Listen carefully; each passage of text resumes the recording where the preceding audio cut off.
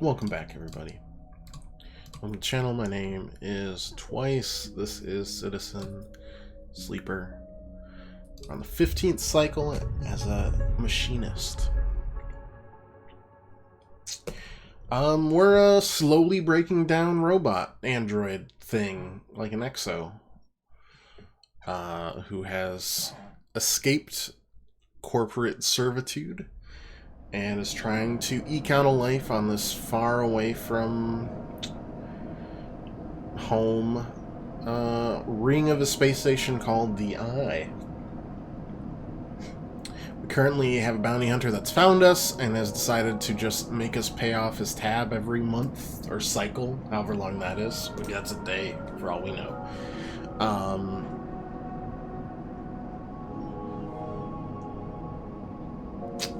And we're in the midst of about, 12 other side quests. So, welcome in. Current things that we're looking for this to roll over. That's 5 months from now, which is wild. To try and get a third ship mine fragment. We'd go for data to also get a ship mine. Where are you? Castor. 5 Havenage protocols. But if you look at this fun little bar here, the hunter is close to attacking. I don't like that. I don't like that much at all. Anyways, let's pay off the tab.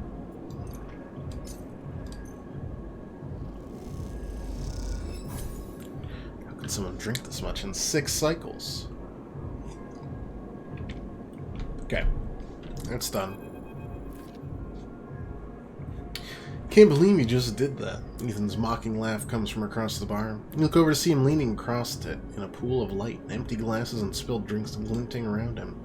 It's always dark in the compressor, but this cycle, the place is loaded. A load of spacers mixing with the locals. Usually they run. Ethan spins a glass on the bar. They go spend their savings on some local heavy I have to put down. They don't pay. Yeah, let's just walk away. Ethan gets to his feet. The glass falls and smashes. We don't seem to notice. You think that's it? One round of drinks and we're even? Sleeper, come on. His hand comes to rest on the butt of his handgun, dangling from a chest holster. What's wrong with you? Ethan laughs hard, and the people around him turn to see what's happening. Think this is on me? You think someone in your position might have a better idea how this all works? I'm a freelancer, Sleeper, just like you. We'll sign a contract with SN ARP, didn't we? The difference is my word means something. Closes the gap, stumbling a little. What did you think? You just run away from your contract? Your debt? Just steal that natty little body of yours, take it for a joyride, play human for a cycle or two? I'm nothing like you. That's what I'm saying. Ethan is addressing the bar now, having noticed the attention from the other patrons. You are a coward. I am a professional. Though I should thank you, Ethan nods his head heavy, for giving me such an easy job. I'm used to outlaws, you know, real bounties. If I knew catching sad little escapees like you was so easy, I would have changed clients ages ago. Someone shouts from the back of the bar for Ethan to shut up. He holds his finger in that general direction without turning around. I mean, like, shoot me or let me go. Oh, I see. Toughening up here. He gestures wildly at the crowd. Thumbs up or thumbs down, folks. Most turn their back to their drinks, no longer interested in this tired show. Ethan mutters insults as he walks back toward the bar. Ethan sits heavily back down on his stool and searches through his glasses for one with something left in it. Thing is, Sleeper, I can find you anywhere. It's actually wild you haven't figured it out. That body isn't yours and will always betray you, no matter what. Finds a glass and downs the contents. So please go. I'll catch up with you whenever I need another. He laughs and taps the bar for a fresh drink.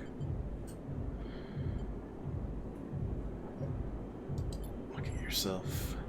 Give it up, Sleeper. Done teaching you for today. I'm sick of you. Go find a job. He settles his head on the bar and closes his eyes. You turn on your heel and are out of the cloying, dark, and sweet stench of the compressor. Walk hard and fast down the walkway, and you're driving your footfalls into the metal of the rim like hammers. That was very pleasant. And he's immediately... I should have... Wish it would give me an extra cycle.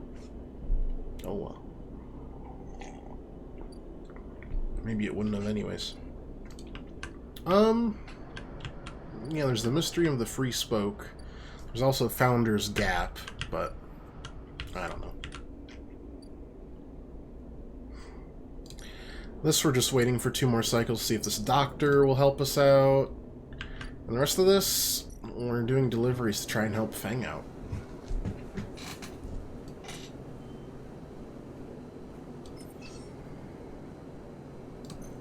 Give us cryo at least.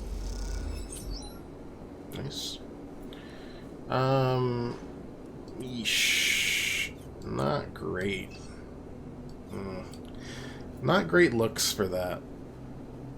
Yeah. 50 neutral, 50 negative is not something I like to see.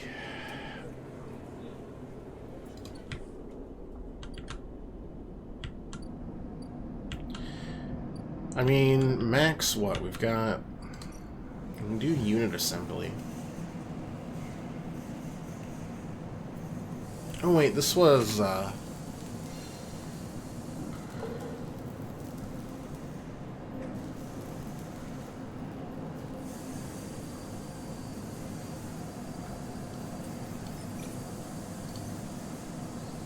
we'll do these 2.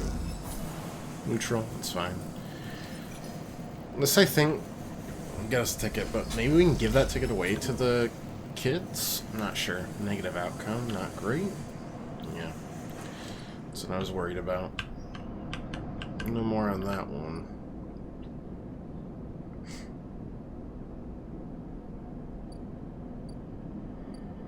Maybe we do the engineer. No, we already started on the interface.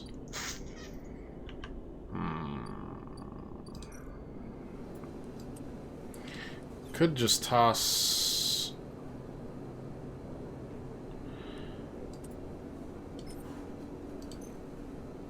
this here. That's a neutral outcome, that's fine.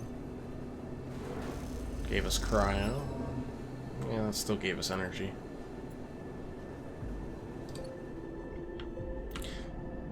Again, not great. I know we've got, what, 1 upgrade?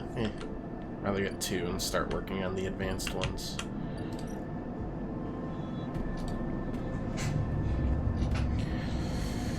I gotta pass the time for now.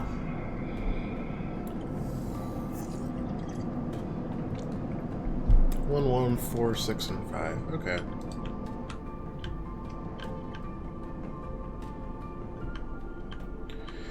That's more like it.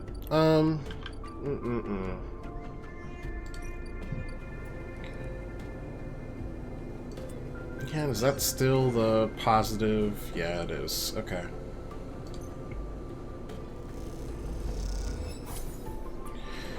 Neutral's fine.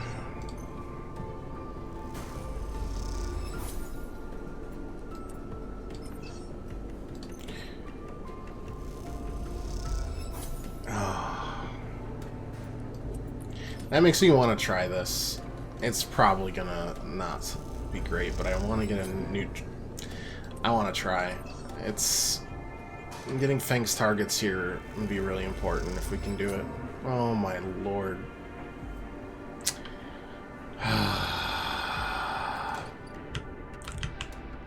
It's a brutal couple of coin flips to miss. Oh well.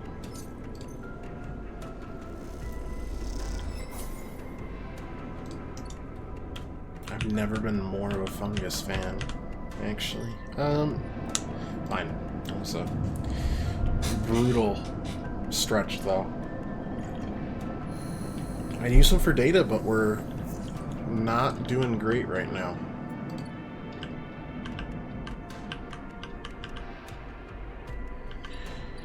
Well, let's see what Sabian's got going on. 4 cycles, Sabian said. Here you are, right on time, with no sign of them. Meanwhile, in the apartment, the dread descending as the cycle spins onward. You should be here. Let's wait. Try to settle down, to wait. Sit on the bunk, stare out to the tiny room. Where the hell are they? Let's check the door. Pace back and forth around the apartment, rumbling of the station so present and loud. Go to the door, open it to an empty corridor, close it again. Terminal? Nothing. Just a pale glow.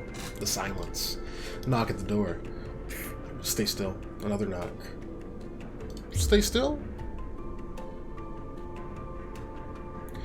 A flash, small and possibly bright, cuts through the handle of the door, soundlessly swings open. A figure stands in the door, and immediately you know it's not Sabine. They're taller, sharper. Something in their face glints in the half-light. A dark shape like a stubby baton hangs loosely from her hand. Our local sleeper. Good to finally meet you. She steps into the apartment, glancing around with sharp eyes. Rabia. What, may I ask, are you doing here? She fixes you with a steady, unwavering stare.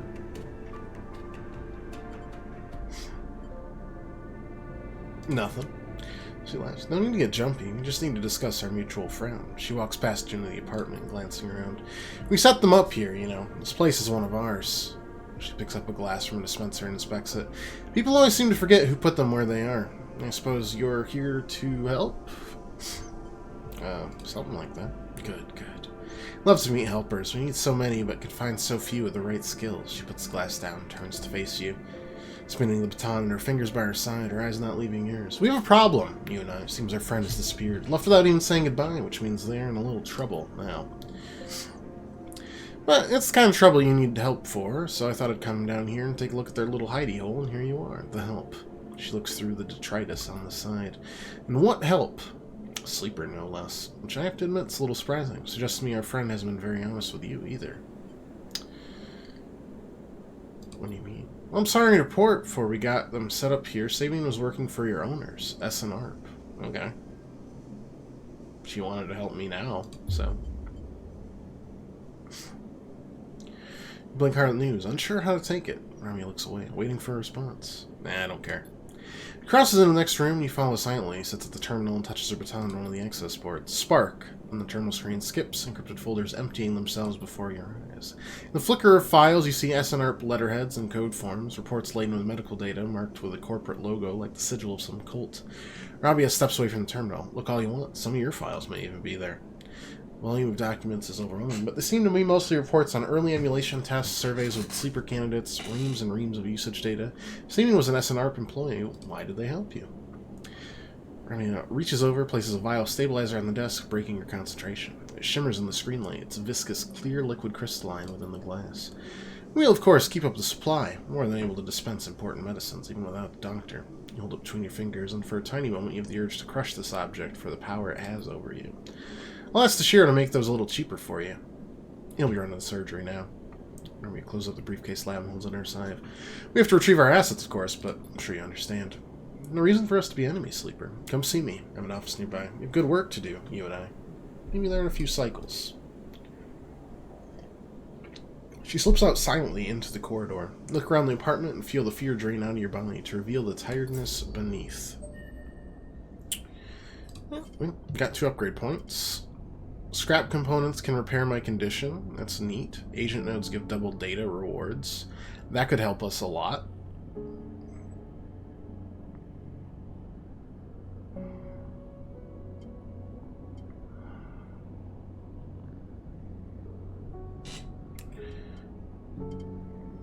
I might want to dump one into there just to get it up to a 0.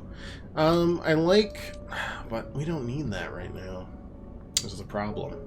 Though we could just get to work with this.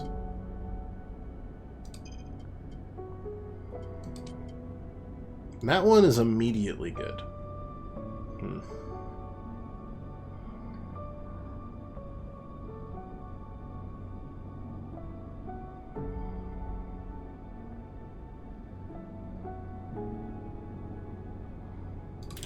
Okay, we're gonna go with immediately good right now. And go from there. It's Rabia's office. Great. What was I doing? Oh, right. We were gonna finish off this. That should be okay. Why did I say that? Okay, good enough. Sleeper! You see Feng coming up the corridor. Oh, we did get a stabilizer for that, though. That's a good follow. See Feng coming up the corridor as you step out of Mingi's. The kelp noodle smell still clinging to your clothes. Comes up fast and stomps close, looking around suspiciously. Don't have long. Take these. Fang palms you a couple of those metal thumbnail-sized drives, ripper worms. Slate's been buzzing like crazy. Seems your delivery shift's turned up your 2 targets. Now you could do it. He squeezes your shoulder. Now we nail those snakes. What do we do? Hardin's boys are all connected by some kind of closed network. You break the access protocols on both of them, you should be able to gain the location of the nearest network ports. Slot the ripper worms into those ports, 1 each. And they'll feed me anything and everything stored in Hardin's shadow network. He smiles. Can't wait to see what juicy plans they have in there. You hear the scuff of boots as a group comes up the corridor, likely on their way to place an order with Mingi. You turn for a second. When you look back, Feng is already halfway down the corridor in the opposite direction. Raises a hand in farewell, and is gone. You run your fingers over the tiny ripperworm drives in your pocket and smile to yourself, so you wonder how mad Jenna will be at Feng for this little excursion. Time to slot some worms. You know, we'll work on that catchphrase. Do a little massaging of the vernacular there.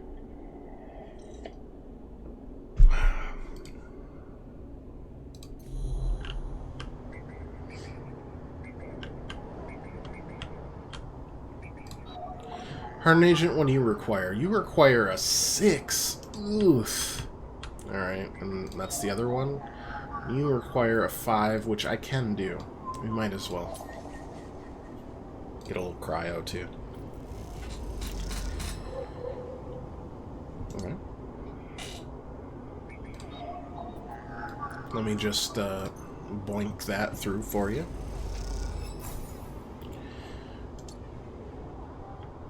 And the hunter is about to be really angry, which I don't like. Could re-roll these. Nice. That actually is enough. You know what? Let's see how it goes. If it kills us, it kills us, right?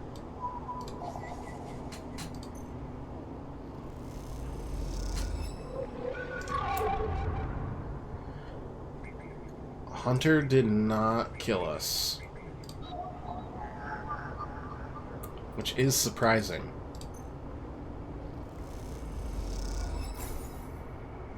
That didn't even attack us, actually. Okay, we did both of those things. So what's next? So on the Tambori here, quickly spot Feng arguing with Jenna. Let's just keep our distance. Doesn't look good. Feng seems to be explaining something, but Jenna's having none of it. She points to the door and Feng walks away, catching her eye as he turns. Could have done with getting here a minute or so ago. Glances back at Jenna. Well, either way, looks like I'm fired. Good news, it doesn't look like I need the job anyway. Takes out his slate, pulsing with pale light. Let's take a look at what you're really here for. The slate is a whirring mess of code streams. Coming direct from the ripworms, they dig through the agent's data and spin it into threads for the slate to pick up. Anything good? A lot of junk, a lot of dull-as-hell message threads, a lot of tedious data caches, but Feng's eyes flash. Definitely some good stuff. Stops the screen scrolling on an entry and expands it. Check this out. Feng shows you the screen, a bold corporate logo, not Solheim's. The word below. Conway. He's working with Conway. It's Conway Extractions, right? And speaking with them personally. Got a whole chain of messages here. It's mostly encrypted or redacted. Damn, this is juicy, but we can't nail him with it. Wait. What's this? Wasteland Reclamation Facility right here on the eye? What's the bet this place is tucked into the wastes? The wastes? Section of the eye Erlen couldn't reclaim. Too damaged, too cut off. Back before the collapse, people would have gotten there by going down the connected spoke from the hub. That spoke's broken now, so only ways the long way, around the rim, past the greenway. Shows you on the slate. Conway has been making moves on the system since the collapse. They took over one of Solheim's old belt colonies a while ago. Everyone out reclaimed the whole rock. What's their angle? Hardin has to be offering them something, but if Hardin's involved in it, we need to check it out. Simple as that. What's next? Feng stares out in the middle distance. We have to get to that facility. Answer to whatever Hardin's been prepping and planning has to be there. You're going to catch him in the act. Give me 5, maybe 6 cycles, then I'll see you on the green... Oh, I don't know if you'll see me on the greenway, friend. I seem to remember there's some old service docks on the outer shell up by the Haifa building. Should be a good place to meet. Feng squeezes your shoulder. Thanks again, Sleeper, for sticking with this. Haven't forgotten about that track of yours either. I'm going to need to be back in my bay to pull a solution together. Turns slate to face you, showing a mass scrolling code. Been working on a fix in my brakes. He winks. See you soon, Sleeper. He walks out the door of the Tambor without looking back. Cool. Let's do that right now. Let's just, boom, get that to a 0. Perfect. Simple and clean. How cheap is a stabilizer now? 80. You know. I have seen worse. Let's do this. Yes. Positive outcome. Nice.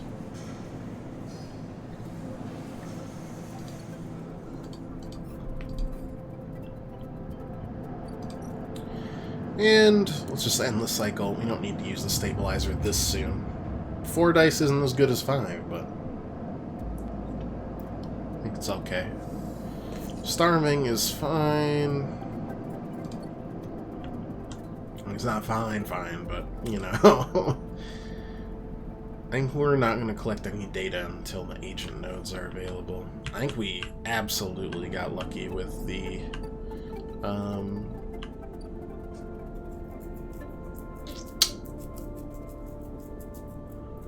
hunter not finding us, so for now we chill. Honestly, for now, this feels like our best option. Gives us some cryo.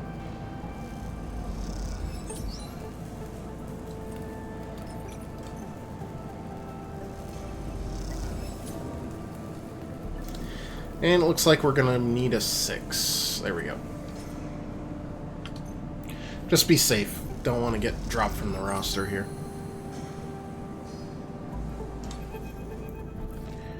Each shift a crowd of would-be workers gathers outside the shipyard, each of them clinging to a 4-digit number printed on receipt paper. They're assignment numbers. You're either called for a shift or you aren't.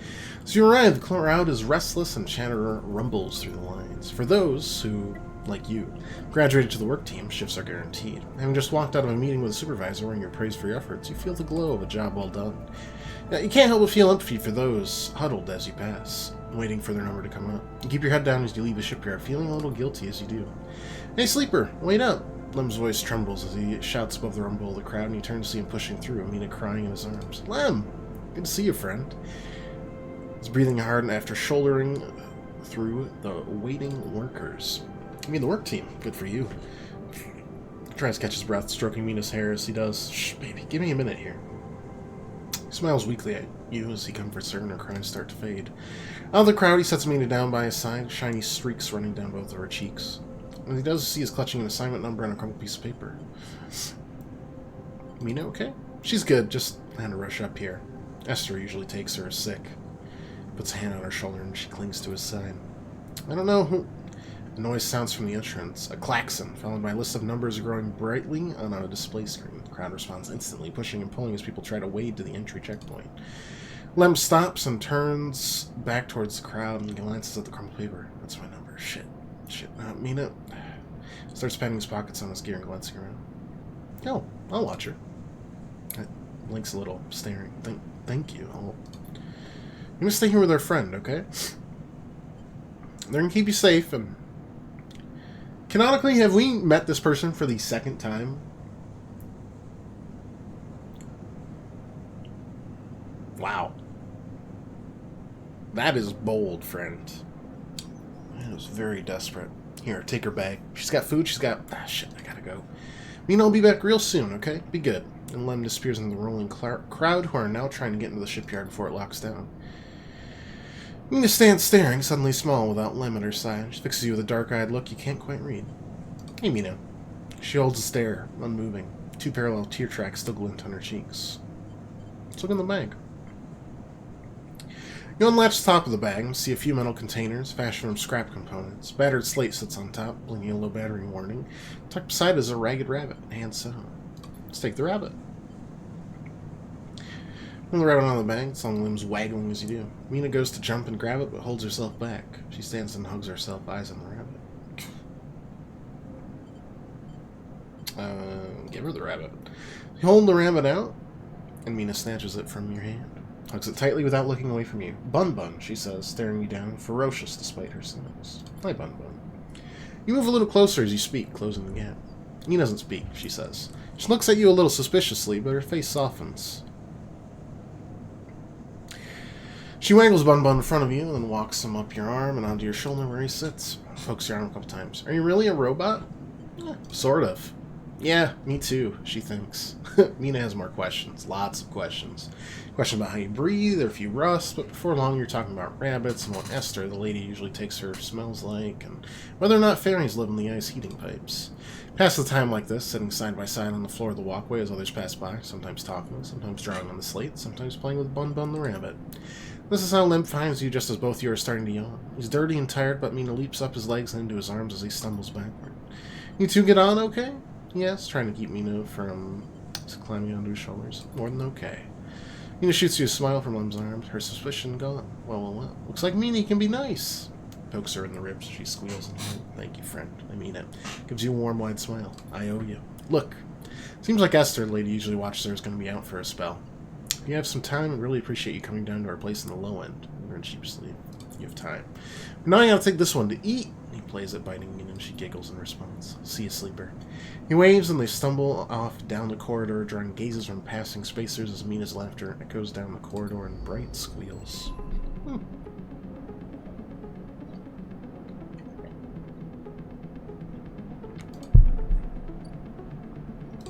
What's here now?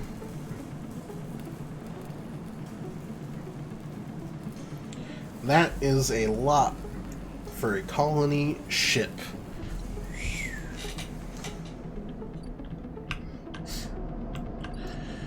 Alright, there's Lemon Mina. Babysit Mina. Watching Mina gives him the chance to qualify for the Sidereal Crew Lottery. Okay. That's good, but right now we just need some noodles. Nice. That's really good. Shame, because we have enough to buy, well, pretty much anything right now. Passage into the Greenway, but the debt's coming paid again.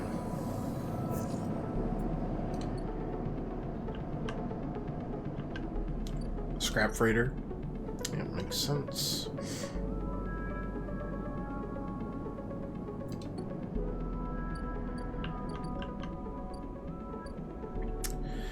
Alright.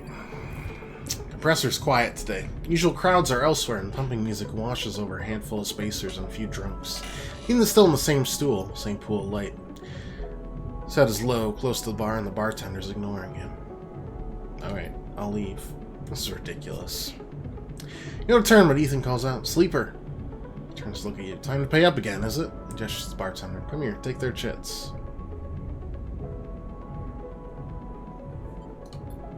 Bartender ignores Ethan. Seems they've cut him off. "Hey!" slams a hand on the bar. "Come take the chits!" Bartender ignores him. Ethan lets out a huge sigh, rubbing his eyes with his palms. He reaches towards his holster. His elbow slips and the gun tumbles out. It clatters on the bar and falls to you, bouncing on the floor to the ground beneath you, between you. Both you and the bartender look at the gun, stare at it. "Butterfingers," says Ethan, puts out a hand, beckoning for you to give the gun back. "If you would." Bartender looks at you warily. Crouch down and pick up the gun. "I don't think we're a very violent person." Slap the handle of the gun back beneath his hand. "Thank you." He says, "Now where was I?" He lazily swings the gun past you and the bartender. "Yes, leaving." "Sleeper? Well, this has been fun. I think I've wrung every last drop out of this place. Time to go home." He waggles the gun towards the door. "Let's go see S and Arp." "No." "Well," he brings his gun hand to his face, rubs his eye. "Not only pays out, but," levels the gun, "up to you." He pulls the trigger. The gun clicks. By now all the attention in the bar is on you and Ethan, who looks at his gun with a bemused expression.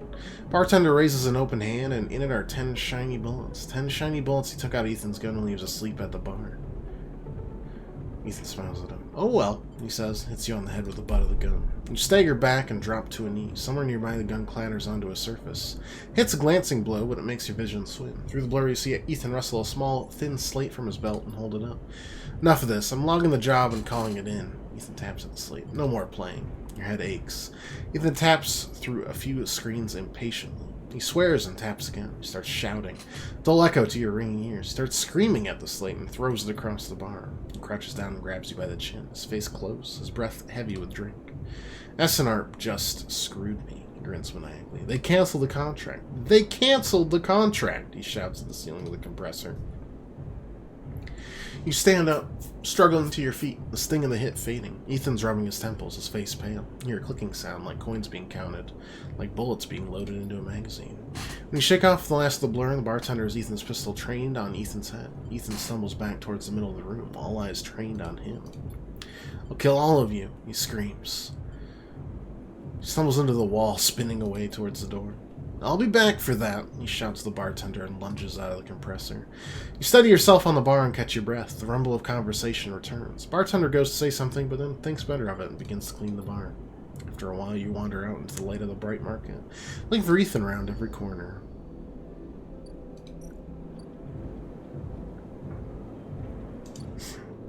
Great. Vendetta. That's fun. Didn't have to pay, though. That's nice. As you approach the address Rabia gave you, a heavy hand falls on your shoulder. What's your business here? The enforcer grips your shoulder, giving a hint of the strength her implants give her. As you turn, you see the same subsidiary eyes as Rabia and Toshiro glinting like mirrors on her cheeks. Gia, please, sleepers here by my invitation. In Rabia's command, the hand immediately loosens, and an apologetic look replaces a scowl on Gia's face. Of course, Rabia, I'm sorry. Rabia waves her away. Don't you worry. Appreciate your protective instincts. She smiles at the enforcer. How about you head to the tambour? You got a delivery coming and need some help with the lifting. She nods and walks away. Sleeper? Okay, I'm glad. It didn't feel like an offer. I'm sorry for that. She smiles a tight smile. You have to understand, finding you there in Sabian's unit, wasn't sure where we stood. More than a few people on the station would rather I was dead. Had to be sure you weren't one of them. Yeah, I mean, we're a pacifist engineer.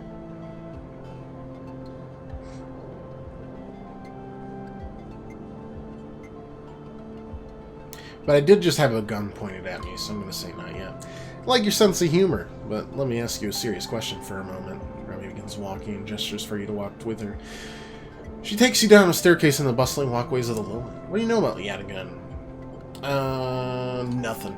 Come on, sleeper, humor me. No, we have a reputation. People with carts pushed past, moving crates of supplies around the thin and winding passages. Reputation is one that implies threat. Is that fair to say? Framed as aggressors, parasites, criminals. She gestures around at the people in the passageway. When was the last time you saw a lawmaker on the eye? Policeman? Who makes the laws here? Erland did. Indeed. You understand the history, then. That's good. But Erland's long dead, sleeper, and his rules were little more than an optimist manifesto. Life's changed so much since then. You had to spend your time in the low end. Maybe your opinion of us would be different. This is our place, our people. The low end was empty in Erland's time. Didn't need to house thousands, and keeping the yards and the rotundas safe was working out. No, low end was reclaimed later when the refugees started arriving. That didn't just happen here on the station. When Solheim collapsed, the entire system felt it. Colonies were abandoned. The moons of Ember and Cinder suddenly gained independence overnight. Some took advantage, some tried to hold it together, some fled. The Eye became a refuge, and Erland, to his credit, extended an open hand to everyone. But many within his organization disagreed, and those new arrivals weren't as simple to corral as they'd hoped. Rabia leads you through a small market hall, busy with small stalls and traders. Erland's union was made of workers, administrators, people who were malleable and already organized in the hierarchies and networks. Refugees came from different factions and families, were scared, injured, desperate. Conflict was inevitable. Yatagan is a child of that conflict, a child born out of the need for us to stand up and claim our future, to provide security, strength. People call us a gang, but we're a community. I take my position as lieutenant seriously. From my birth, I've worked to earn it. Rabia catches herself before she raises her voice any further, and you both walk in silence for a while. Among the smells and textures of the low end, you start to wonder if this place could be a home for you, too. Where do I come into this? Rabia smiles to herself, thinks for a moment before she responds. I believe that you understand the importance of a refuge, so I also believe you wish to help keeps this place safe. For this reason, I'd like you to trust me. Do not know what Sabian told you about us, but I imagine it was not good. I'll be honest with you, Sleeper. I was never comfortable with having Sabian as part of Yatagan. The next corporate employee goes against their nature. But their deal is with Yannick. I kept my distance. Made sure Sabian had their surgery. Kept a supply. That was all. Cannot allow people to go back on the promises they made to us. Yet again, it has not lasted as long because it was a charity. We offer and ask for support. Any betrayal will be treated as an attack. Who's Yannick? Gaius. Newest to be elected. He is an elder. I don't really trust any of you. Besides, that's your right. Only wish to explain our actions. Speak for Yadigan. You realize Rami has led you in a loop, and together you come back up a staircase to the walkway where you met. Free to go, Sleeper, said what I wished to say. And protect this place with my life, as it has protected me. I want to make that clear. However, if you too wish to come under his protection, I can help you. Return here if you wish, and there will be tasks for you to complete. Be able to see Yadigan, see the low end with your own eyes, not as others frame us. As for Sabine, I will not ask you to betray them, but if they contact you again, consider their motivations carefully. With that, Rabia leaves, slipping back into her office while you stare at the countless units each home, each with a story that make up the low end.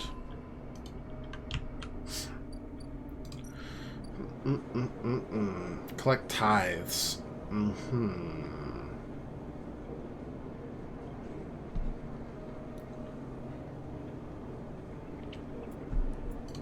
Think about it for now.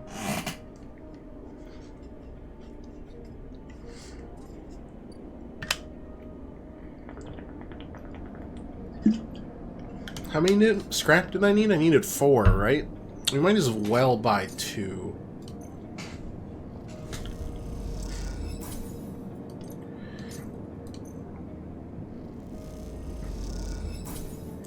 Though I guess technically we can get 3. And then maybe get lucky with an engineering thing.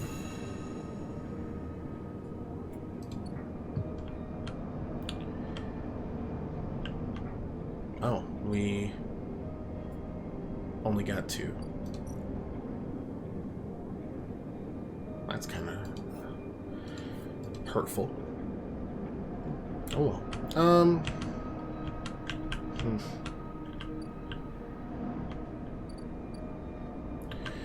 One more to spend 60 there.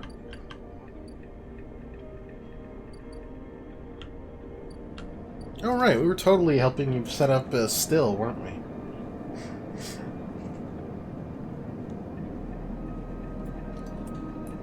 We can do that. Tala helped us a while.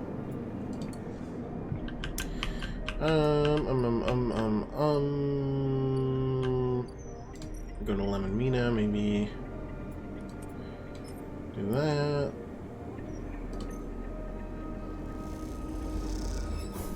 Neutral? Yeah, that's fine. Give us a little energy. Hunter didn't attack us wild enough, so I don't know what this one does, though. Besides, give us a little cryo. More encrypted keys. Man, I still don't really know what that's going to be used for. Yet again, Havenage. Let's just re-roll it, see what we get. Okay.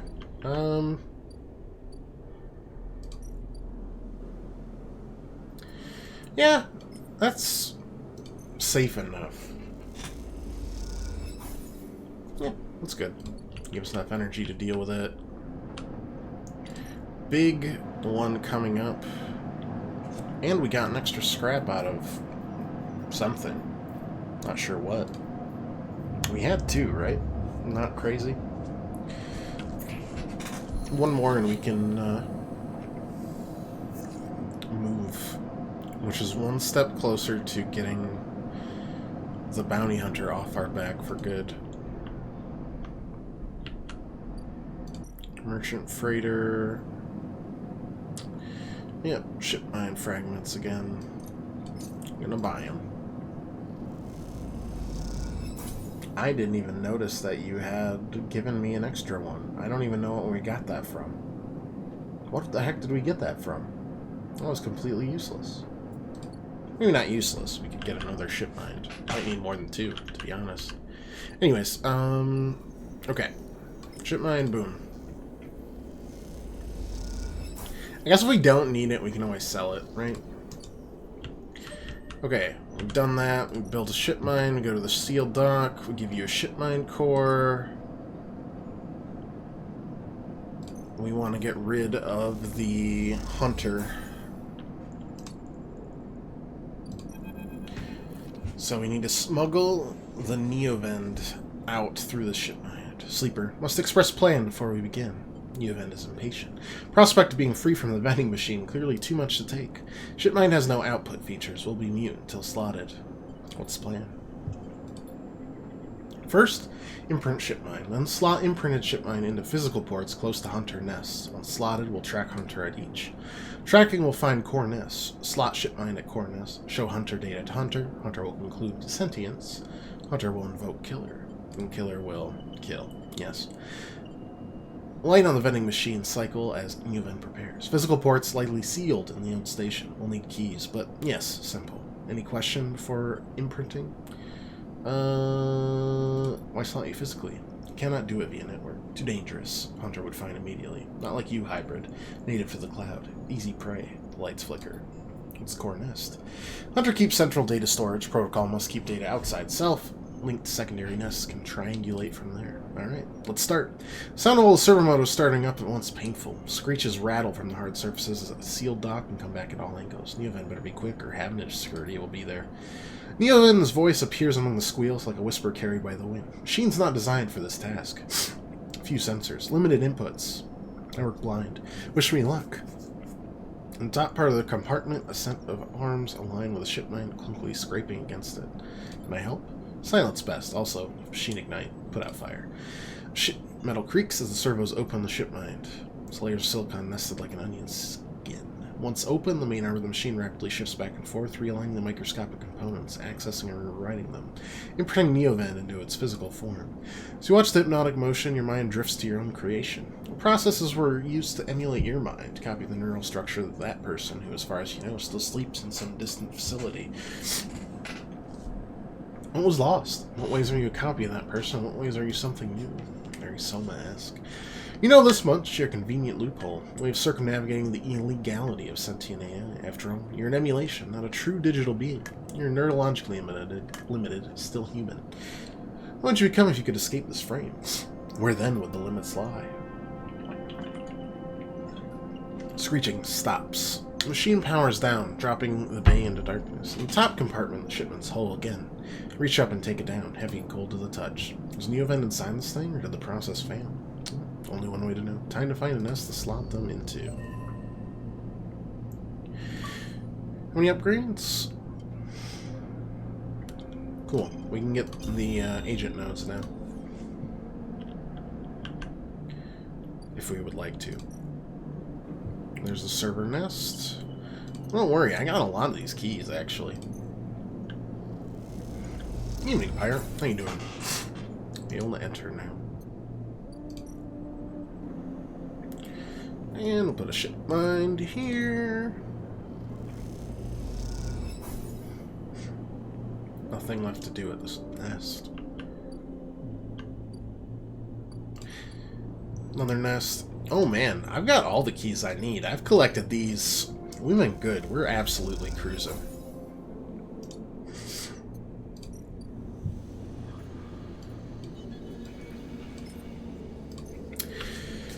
What's cooking, Pirate?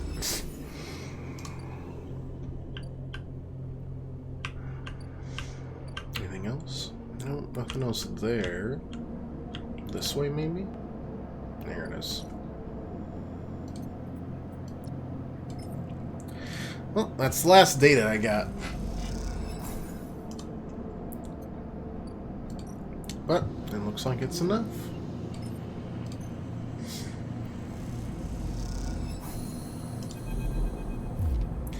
As you leave the nest, something flips. You find yourself inverted, floating, dragged by one arm through the cloud. Threads shift and realign if they're leading you somewhere.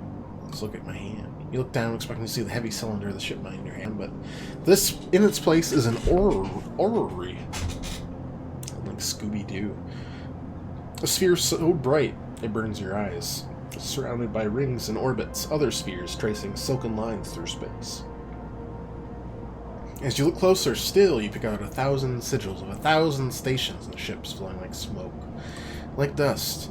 You look up and see a corridor, a canyon, a street in the low end. On either side, buildings flicker with markers of activity, sigils showing network access, data transfer, download, upload. Between them dance ghosts, protocols carrying or mirroring or shadowing data, sometimes silent, sometimes chaotic.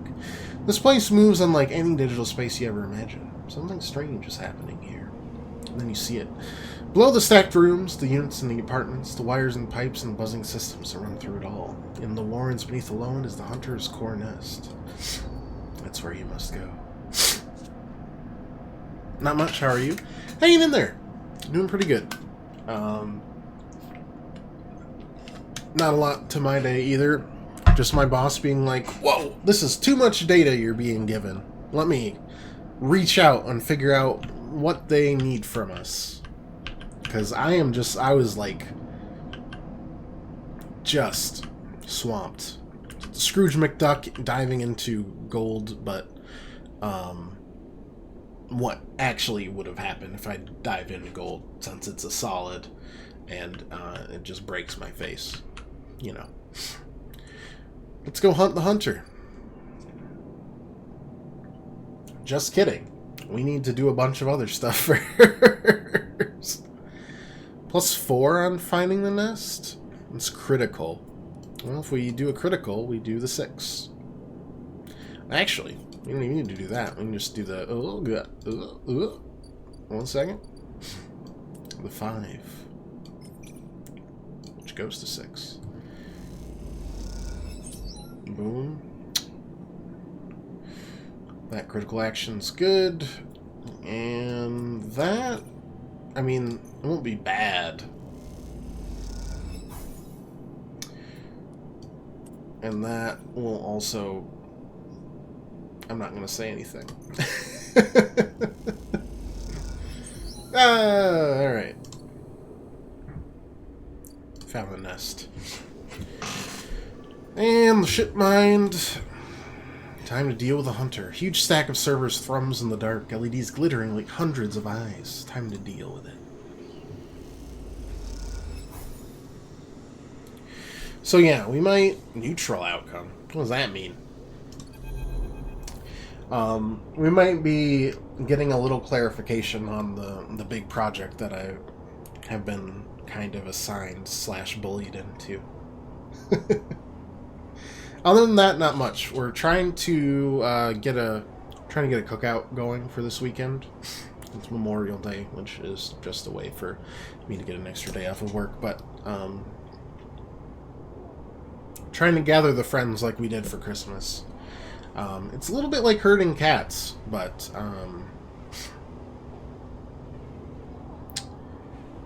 no, things are good.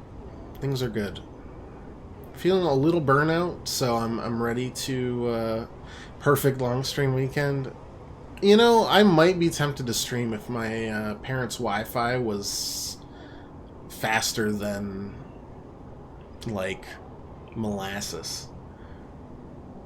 Which is a compliment, honestly, to their Wi-Fi. It used to be non-existent. Like, almost at all. It might as well not be there. Sleeper. I am here.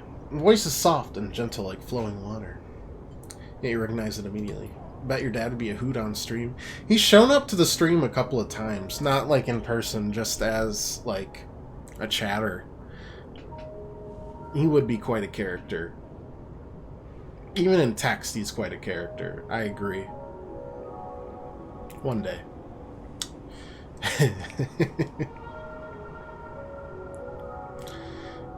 I'd have to, like... just in case, I'd have to, like, have a 10-second delay. I'd be like,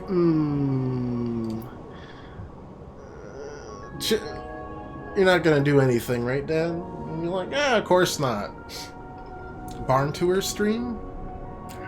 Pictures is the best I could do. Wi-Fi is not a thing out there. Honestly, service isn't either. I can take more pictures, though. I'll be out there doing the cookout this weekend.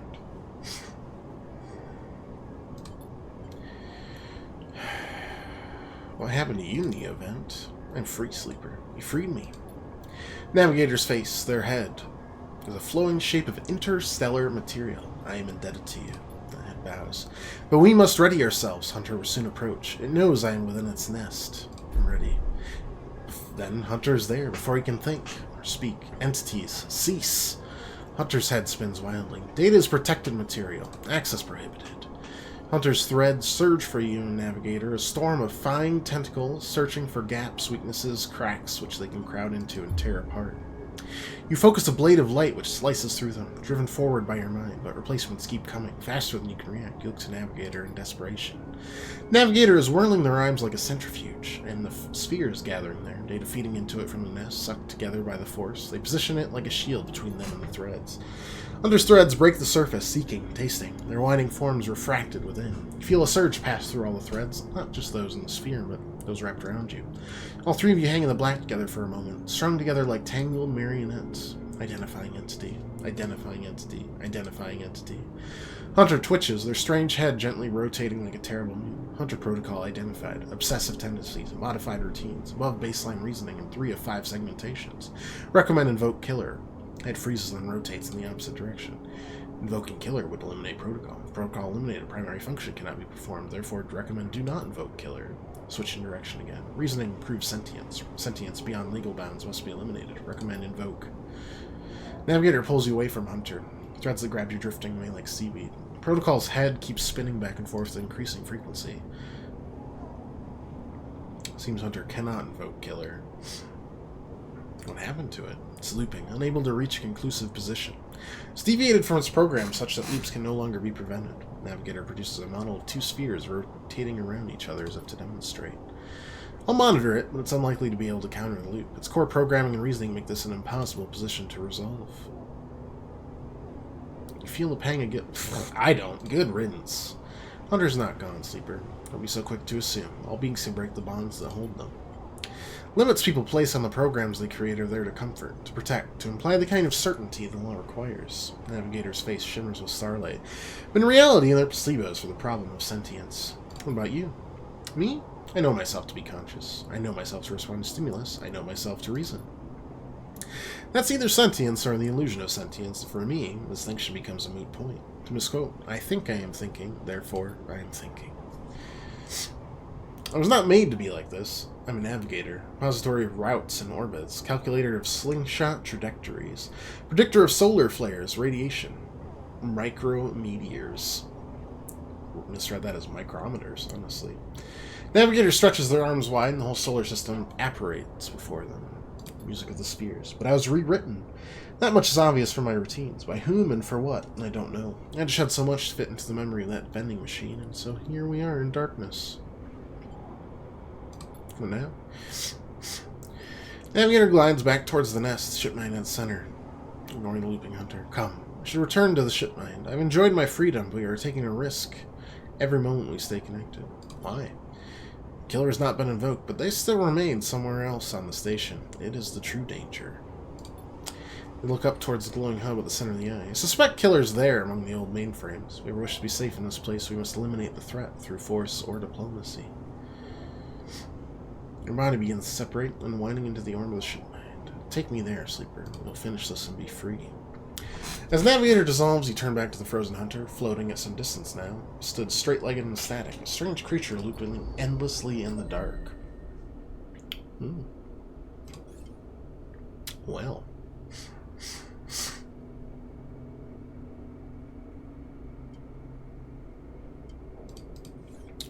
How concerning. I think this gives me energy, right? I got energy last time I did this. Let's do it again. Hey. Nice. Alright, that's good stuff. Now we need to make some moolah.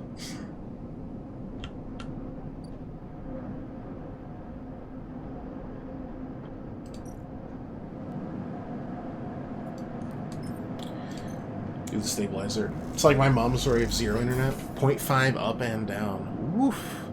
Woof. Yes, I understand. Friends are like, maybe we can play like Jackbox or something. I'm like, bring board games. Dear God. Don't rely on the internet, you fools.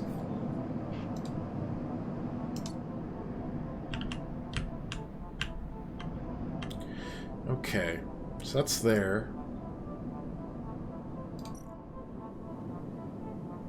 Oh no, okay, weird.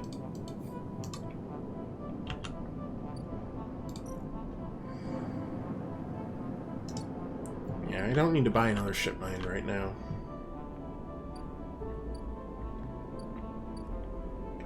Yeah, you're still vendettaing, I understand. We can now actually go for agents, right? Should give us double data. Or is there just a chance? No? Seems pretty good to me.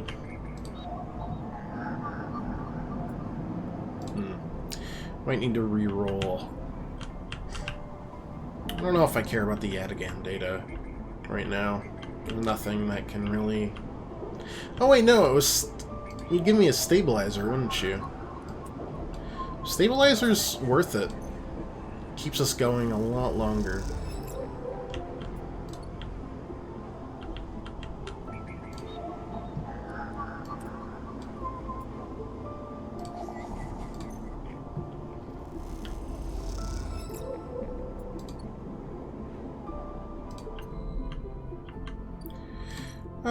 Let's use one on the babysit, because it's easy and free. By the end of the day, Mina curls up in your lap as you read her a story. She's asleep when Lem gets back and you two eat together. You had to walk half a mile to get enough phone signal to send a darn email. Yeah, that sounds right. I had, back in my college days, so like 20 or 25 years ago at this point, one of our projects was not done when the final exams hit. That wasn't on us, that was on the professor who set the project too late, so he gave like an extra week and a half after finals to finish this. In my case, it was designing a ramjet engine with specifications given, improving out some equations on it with two of my friends. One of whom is now a doctorate, and one of whom is now a kick-ass magician. That'd be even cooler. Musician. Still very cool. Proud of both of them.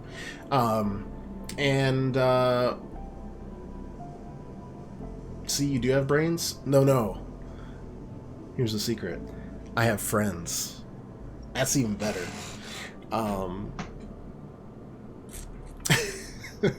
But we were working on it. I had to go to my friend's house. This is actually, that friend is who I ended up being best man for. And who I found a ugly picture of the other day. I am probably going to make that picture into an emote because it's hysterical. He doesn't know this. And if he watched more, he would. But he doesn't. Anyways. His house was also very bad, but I had to go Skype. I was, like, working on stuff, and they're like, yeah, let's Skype. And it was so bad, I had to, like, go to my friend's house at 10 or 11 p.m. He's like, oh, it's Saturday, let's go play some games. And I'm like, nope. Pull out a textbook, be like, I gotta send these equations off to, you know, my two buddies here, so that we can finish this up and combine our 3 sections of the engine into one. He was very disappointed. And it was all because my dad's so-called internet is so bad. So I had to drive like 2 miles away. And even that internet wasn't great. It was enough. It took brains to get friends. You're right. I have some brains in my nog. I think I much more have a gift of gab and charisma. Currently nerfed. But Yeah, I mean, hey, we made it through. Nothing can take us away from that. But it was a struggle to get that project done in a week and a half because I just couldn't. And after college, Dad's like, yeah, you can move in back home and like do job searches. I'm like, Dad, it'll take me 4 hours to get through one job application and I might not even like it. We did not move back home. Also, I had a girlfriend who I wanted to get engaged and married to, so though they didn't seem to understand that at the start. They do now. You'd hope. We've been together 8 years.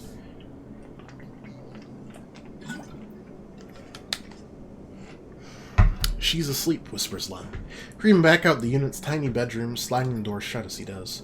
Perched at a thin bar in the main room, slate in front of you still glowing with Mina and your drawings from a cycle spent together. There's a ring, the only world Mina had known. A stick figure standing along its edge. Tall one's you. Drink? Yeah, sure. Lem nods and glugs a few fingers into a couple metal tumblers. Cheers, he offers, clinks some metal containers together. You know, we actually have something to celebrate this time around. Made the assembly team on the Sidereal, grins broadly. Curly has been desperate to tell you all cycle. Amazing. I should have said knew it. It's fine. Couldn't have done it without you. Keep an eye on little Meanie back there. How's our girl doing, Sleeper? Looking uncomfortable. Didn't see much for these past cycles. That'll make him feel guilty. That'll make him feel inconsolable. Oof. And that's the worst of both worlds. And I am married. It's true. Doing great. Of course she is. She talks about you a lot, you know. Playfully squeezes your shoulder, draws you. That she's a friend. That isn't me. His eyes drift to the bedroom door. You okay? I can't take all the credit for Mina. You know, she isn't actually mine. I gaze into the middle distance. They really like gazing into the middle distance. That's an interesting phrase to use. Pulled her off a refugee shuttle out by one of Ember's moons. The colony was falling apart for decades after Solheim collapsed, surviving on next to nothing. Eventually, some of the residents trying to make for the eye on these decrepit old shuttles. He sloshes the drink around in his tumbler. They had no idea what they were doing. One Mina was on decompressed halfway there. Everyone spaced. The only reason we made it was someone sealed her in a weapon locker. She was ice cold when I reached her purple lips. He shivers. I don't know what the middle distance even is. Well, okay, so if you're looking at a set distance, but then you go way further out, it's somewhere in the middle. I assume it's just kind of their way of saying staring off into space kind of deal. You know, 1,000-yard stare. Or maybe that's their way of saying that he's not nearsighted or farsighted and he doesn't need glasses. Could be either. Once I picked her up, I wouldn't let go. Medics treated her with me still clinging to her. Still not sure why. Weren't exactly anybody's heroes, you understand? We were private military, hired in by Conway to protect their claims in the collapse, but once I got Mina, that was it. I quit. I was dumped here. You saved her. I'm gonna sound like an idiot now, but he sighs. She saved me. That's the truth of it. He looks around the decaying unit, stained plastic plating and flickering lights. Me? I brought her to this. She was tiny, too small to know what she'd lost, but I can't stop thinking about it. What if our number doesn't come up in the draw, Sleeper? What then? Sidereal will sail off without a thought, leaving us here. What kind of life is that for her?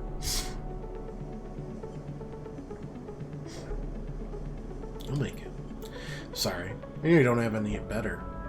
He looks at his cup, pushes it away down the bar. It's celebration, right? Both of us on the team now, both of us with a chance. Together.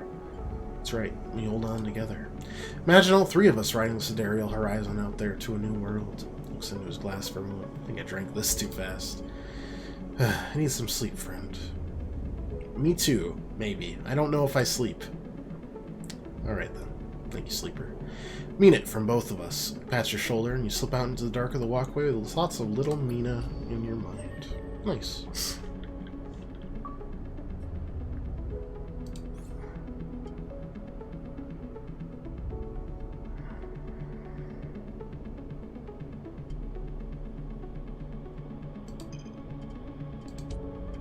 I don't know if I need that, but it does get me closer to everything I want here. The 3+2s.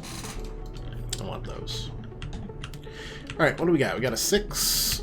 We could toss that onto... We're not starving, we're stable. Could toss that onto the still.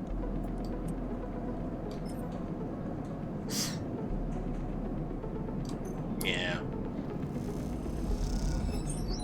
It'll take a while, but hey, why not?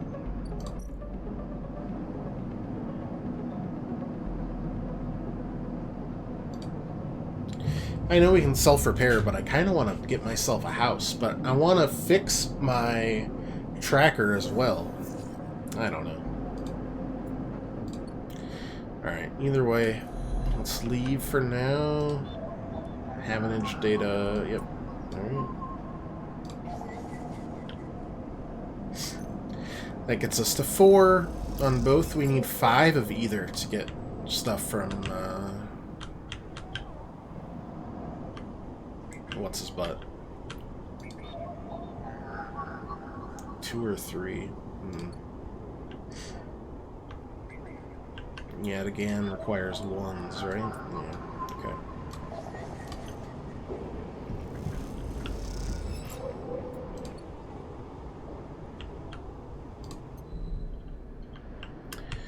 Alright, what did you... You want the Havenage data, right? Vial of Stabilizer. Pretty easy. I could toss the ship mind towards the ship, but that seems like a weird betrayal.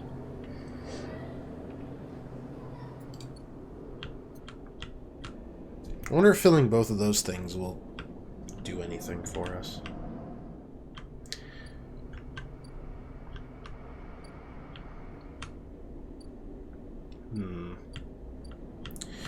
We don't have enough money to crack ourselves into this next area.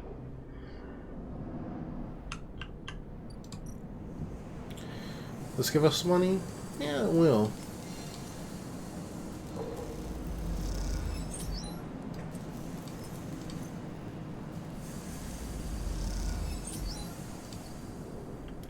Won't give us energy, though.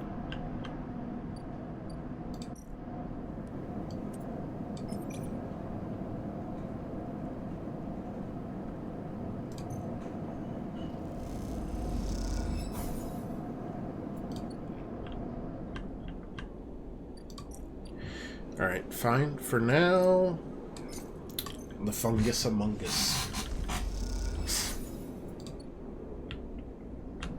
How's this vendetta going? It exists. I'm thinking we're gonna need to pursue the Yadigan stuff before we find Sabine again. But I'm not totally sure.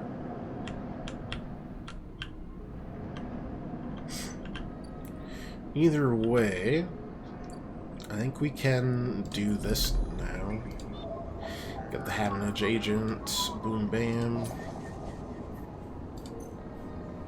Get a little cryo for our efforts. Get a little data for our efforts.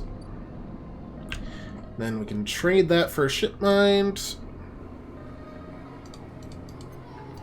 And give that to our pal who we kind of abandoned. She gave us all her money. It's fine. We got stuff for her.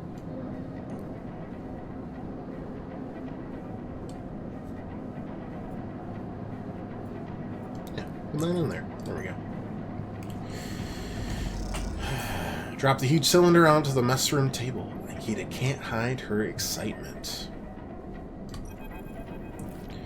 Drop the shipmine core onto the galley table with an emphatic bang.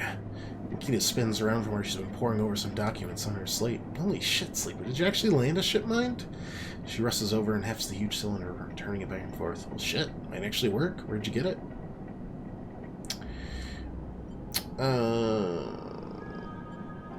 Trade secret. Keep your secrets, as long as I have a I mean, it was. I traded secrets for it. As long as I have a ship mine, I'm happy. You hear that, Amber? Sleeper got you a new ship mine. Sound echoes down the ship's passages. You have to admit, being in a small space with Ankita when she's this excited is a little intimidating. Ankita puts ship mine back on the table. I'll start the process of fitting it as soon as I can. May need your help with some of it. And the only good news today, either. Looks like my good karma's finally coming in. She throws the slate onto the table and spins it so you can see the screen. Take a look at this. See a list of names and numbers. Nothing that exciting. Looks like a transit timetable. Found them. The thieves? Exactly. Well, the thief, singular. Or more specifically, Ashton Cade. It was his past that was used to access Amber and slice the shipmine. I thought he might have been killed or robbed, his past stolen, but it turns out he crossed the Founder's Gap the very next cycle. How do you know? I know some of the crew over that ferry, old mercs. Used from the outfit I worked with. Saw him in the Overlook. Eventually saw Ashton crossing. Checked the manifest, and there he was. Looked suspicious. I hadn't said a word since the theft, and anyone wanting to hide out might head to the Greenway and go to ground. She flexes. Won't get far, though. No real docks out there. Only a couple of jetties in the wastes. Going after him? Not yet. First I want to fix shipmine, but maybe you could help me out. Where's this going? It's like this. I head over there, especially in Amber, and spot me a mile off underground. Find a way to slip the station, or he'll bury himself so deep in the waste no one will ever find him. But you, Ashton, doesn't know. All I need is for you to go there, stiff around, not the commune or the stacks. I've gone to the edges, the margins, the wild places. That's what Ashton likes. You see him, you locate him, ping me on this. Hands you a comm earpiece. Seeing as this is merc work, I'll be happy to give you merc pay. Shifts in your seat. Thing is, I haven't got much left, so how about I tell the boys who run the ferry to give you a discount? No, it's not much. Once I grab this coward, I'll pay up. 200 cryo, nothing less. I mean, I'm gonna say okay just for that discount. I'm trying to break into that maybe last section of this eye for a while. You can get this fitted to Amber's core. Any info, any sense where Ash is hiding, let me know. Once again, Sleeper, thank you. I appreciate it. Nikita stomps off into the guts of Amber with a shipmine, leaving you in the galley. You glance around, sudden nervous energy descending at what is to come. Never thought you'd get work as a mercenary, but then again, it seems the eye is full of surprises. Always new drives. How much is discount? Half off? No. 33% off, though. It's not bad. It's doable, honestly. You could probably get it done, like, now-ish?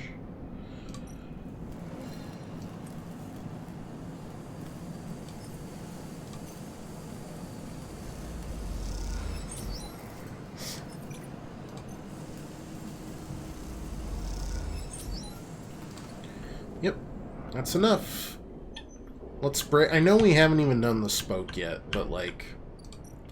I just want access. I've got dice that we could re-roll, but dice I've got right now could be used to get lots of new data. That would be nice. Let's go to the ferry. Take the ferry across the Founder's Gap to the Greenway. We've crossed. If you step out into the passageway, someone barrels into you from behind, sending you stumbling down the corridor. See an unfamiliar spacer, laden with heavy gear. She steadies herself, staring you down as if daring you to respond.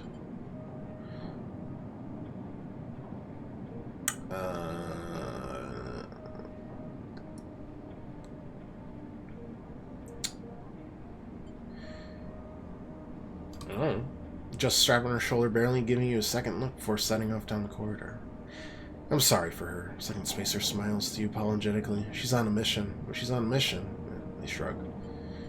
Yeah, whatever. You smile. You're sweet. Peek! Ash stands further down the corridor, glowering at her friend. She chops at the air, pointing down the corridor to whatever end she's rushing to. Ash, please. Want everyone at the station to hate us?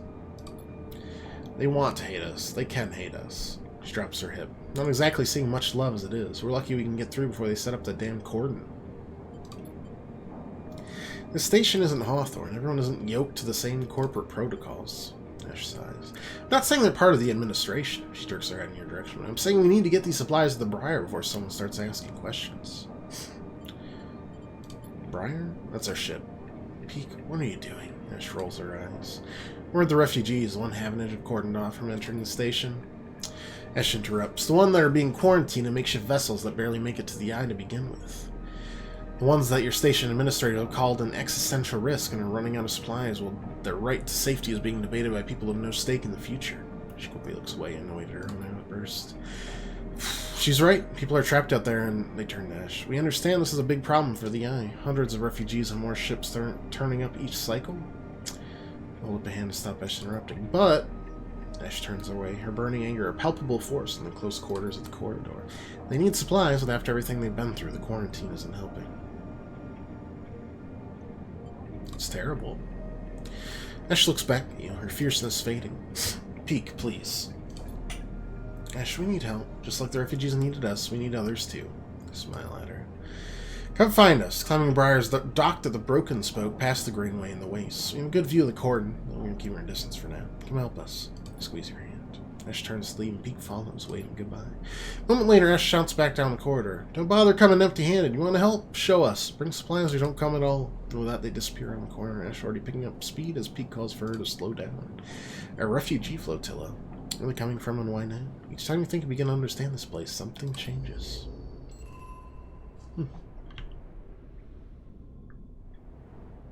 Wow. There's the Climbing Briar. Ruined agricultural systems. This is the waste, artificial wilderness, and the wild margins. Self-sustained community in the Haifa commune. How long's the ship? It's a ring! Or like it's like a halo ring.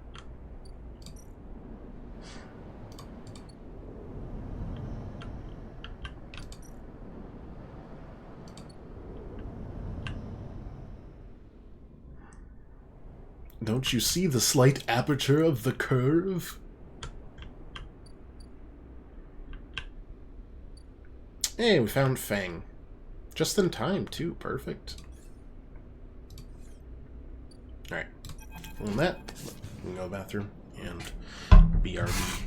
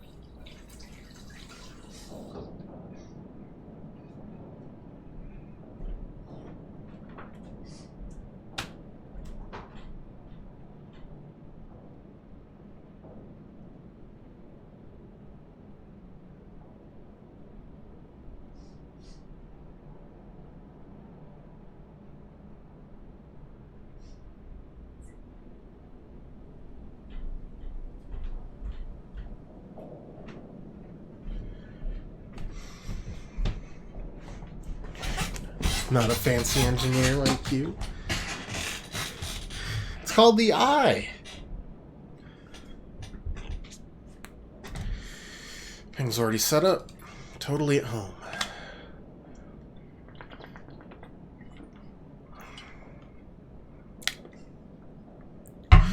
Sleeper. What do you think? Turns out not everyone in Havenage sent against me. Got my old systems. Pals managed to ship me some of my old gear. The mess is here. Don't question the process, Sleeper. Fang laughs. Any updates? Beckons you over and has a set of scans of the waste on his terminal, with heat maps of activity overlaid. Chuckling the derelict rim is blotchy with bright red and orange marks. Does it look like a wasteland to you? There's hundreds of convoy machines out there, all lined up in concealed hangars, and a whole underground facility to support them. Hardin has got a crew out there putting them together. I'll ship them in piece by piece through the shipyard, ready for assembly out there. Why? Planning something. No one needs hundreds of heavy-duty reclamation drones to run this kind of operation. Maybe Hardin masked this whole thing as an effort to clean up the waste, but no way this is about pulling scrap off the Eye. And why is Conway in the mix? But no one in Havenage knows another corporation is setting up on the station. They aren't stupid either. These scans are the best info I can get. Wastes are cut off from the Eye's cloud and networks, and the Greenway is total dark zone. No day can come in and out. I can try. No use. You need to enter the cloud, and there's no cloud to speak of. That's why I'm going to pay him a visit. So all my data stuff is useless? I was so excited to get over here.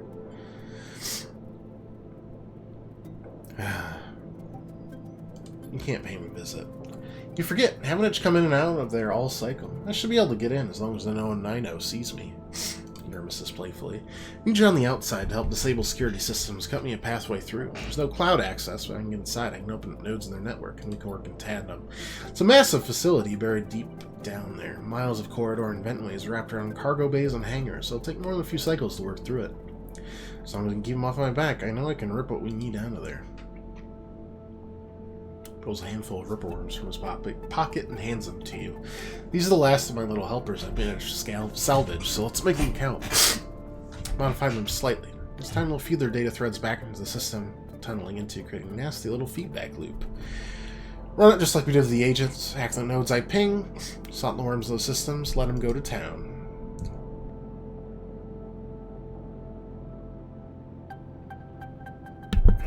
Here's the entryway, so we can get access and slot the first worm, then I'll fry their preliminary systems, get me past the first cordon. What I need from you is to keep your eyes on the facility after you kick things off. See me pop up security systems, server bank, need you to break in and slot a ripper, disable it as soon as I can. What if I can't? You miss system, you wait too long. They're gonna find me, simple as that. Claps you on the shoulder. Need you focused on this one, so I'm gonna let you fire the starting gun. It won't go until you slot that first worm. Leave a tracker running on the terminal here, so come back here if you want to see my progress. Affectionately pats the top of the screen. Sounds risky. Risky? This is audacious, at least. He grins. Wouldn't be worth it if it wasn't.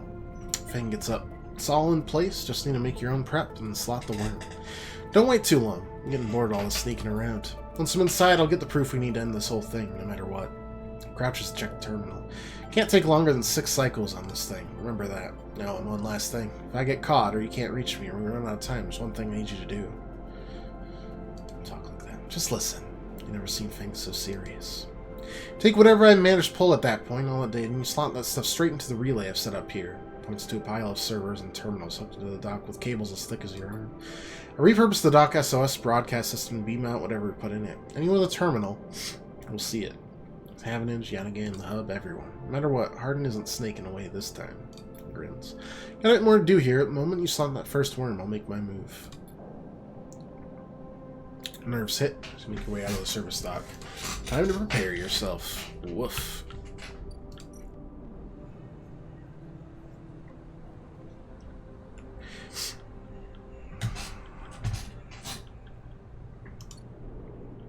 Here's the Greenway.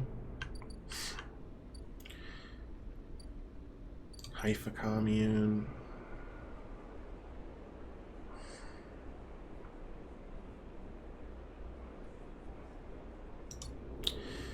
My two least favorite things, enduring and engaging. Ashton's out here. Here's the wastes. Nope.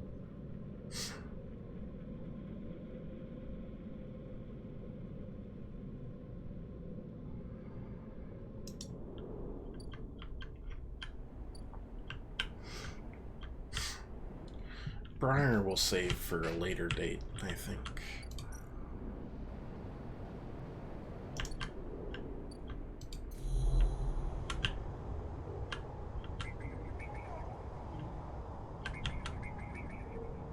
Conway access.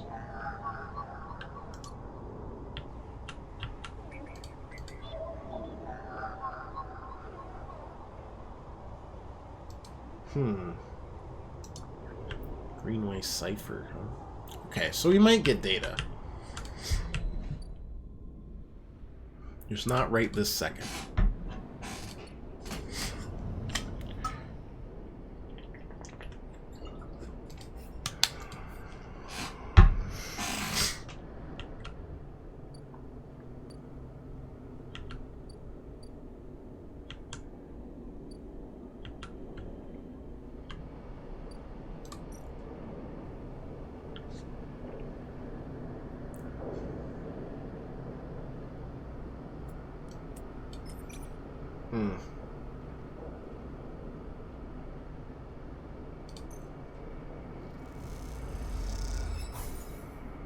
That's fine. Climb in the spoke.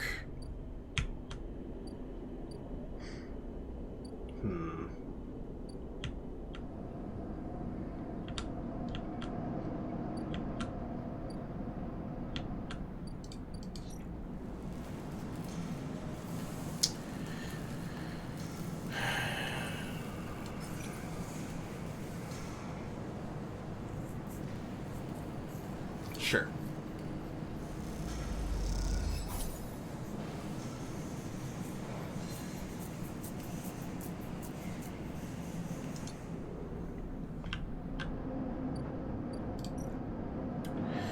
All right. End the cycle.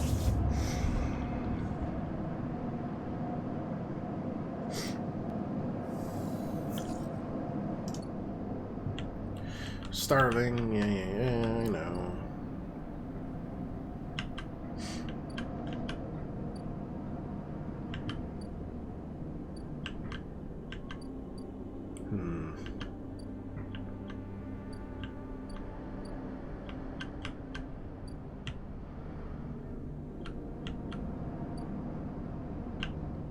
Honestly, not sure what to do. Maybe we start into this.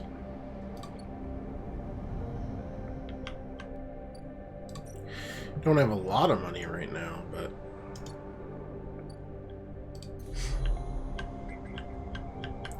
we got 4 dice. They're pretty good dice. That is 4 Ripper Worms. I don't need 4. Let's start it.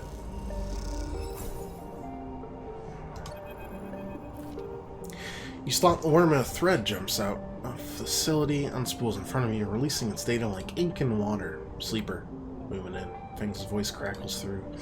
Nodes and ports. Slot the worms. Timer starts now. Stay safe. You're on your own now. Thread dissipates.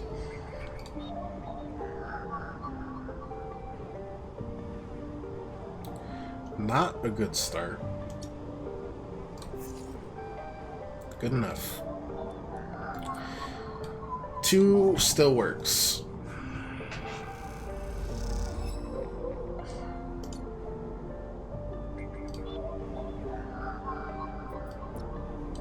Ripper Worm.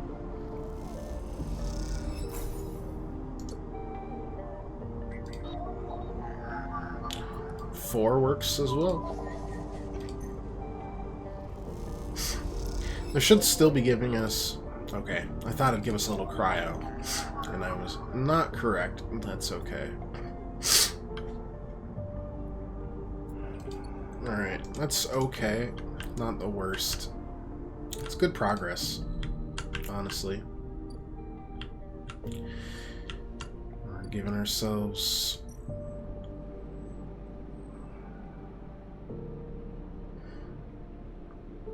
Yeah, we got enough time.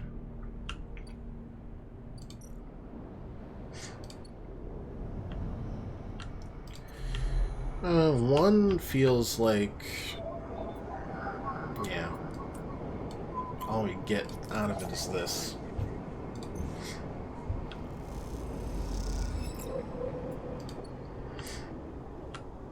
A 4 we could do lots of stuff with.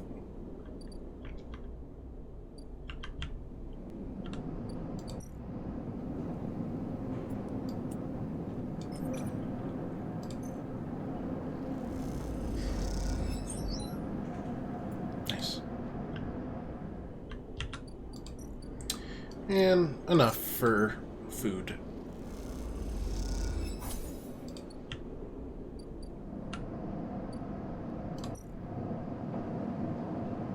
Still trying to match up getting our tracker disabled and moving house. Try and get away from this bounty hunter, wherever he's at. Okay, we've got a 5. That's fine. That's what we need.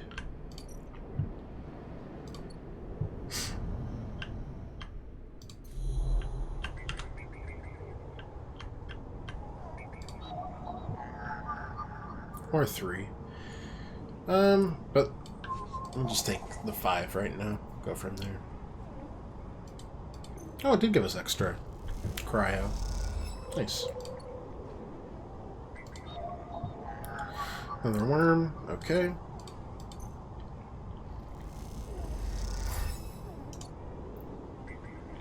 Another deeper layer. Yep, we can do that.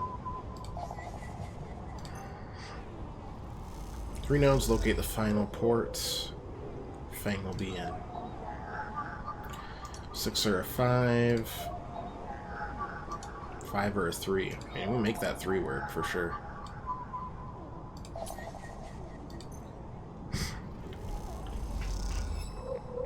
Reroll the 1. Is that a 6 or a 5? Nice. That should do it, right?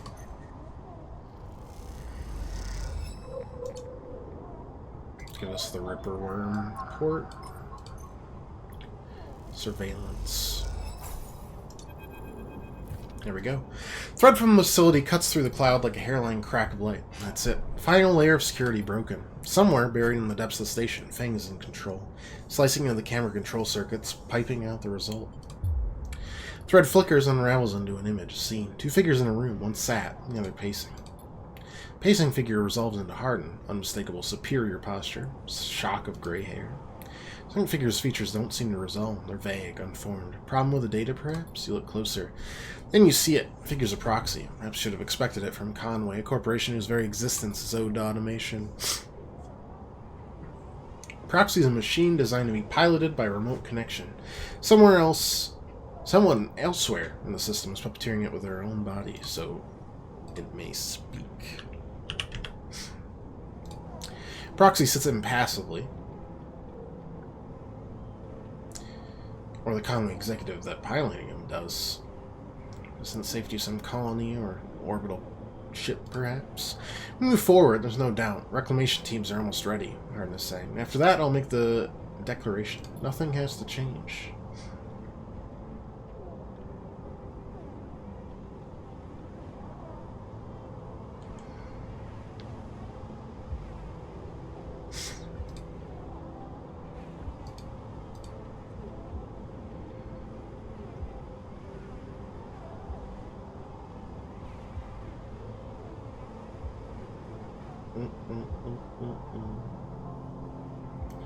Proxy leans forward, its movements stilted and uneven as if body was refracted through water.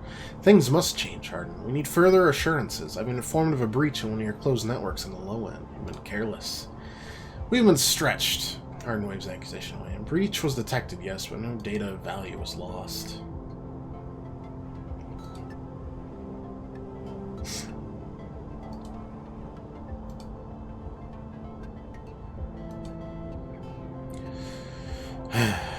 We're as concerned, Harden. Dropping our value would be unwelcome at this time. Proxy leans back. If the reclamation of A1 is contested, we could be drawn to a compromising legal position.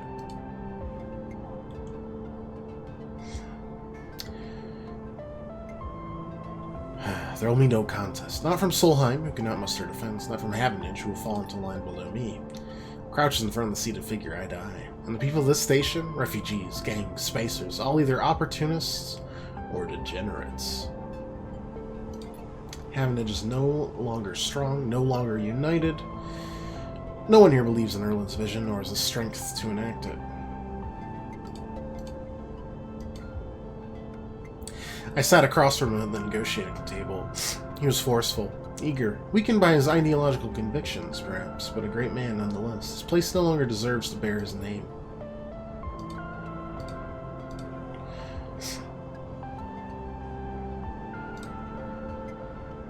I is crippled. Cannot survive. It is a ruin filled with squatters and outlaws. They'll be lucky if it still spins in 100 cycles. You will move forward with your reclamation, because otherwise you will lose your advantage in the system. Without your advantage, you will lose claims on the remaining palladium. Without the palladium, your factories will go dark. Do I need to continue? One moment, comes the response from the proxy, and its head drops to its chest. Harden steps back, paces once more, awaiting discussion taking place elsewhere in the system. You watch Harden as he paces, as he considers his future. What goes on within a mind like that? The mind of a man who would burn all those around him for a path to some imagined golden end. Proxy lifts its head. We're happy to proceed. We will legally claim the station formerly known as Solheim A1 as salvage within 6 cycles. Havenage is to assist with the transport of legal residents to Conway housing labor facilities. Conway will also claim 70% of the raw output of the reclamation process after losses have been accounted for. I accept. Hardin nods. Roxy reaches out to shake his hand like a marionette on the recording loops. Watch it play out a second time, gripped by a horrified fascination. There's a bluntness to the conversation, to its blatant disregard for humans as anything other than objects, things to be moved, to be used, to be fed into structures, crushed and losses accounted for in the cells of tables, the margins of ledgers. You realize now you are no different from anyone else on this station in the eyes of people in that room and those like them.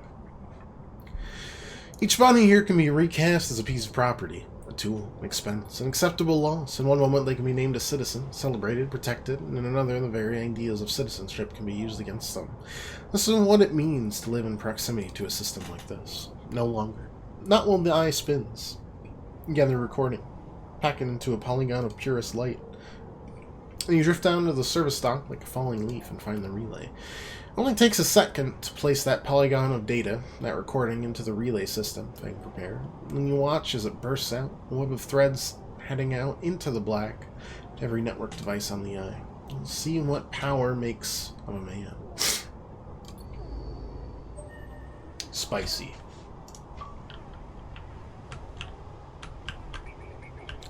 Don't know about the Greenway Gate yet. That's okay. That is alright. I don't know where my boy is. That's okay, though.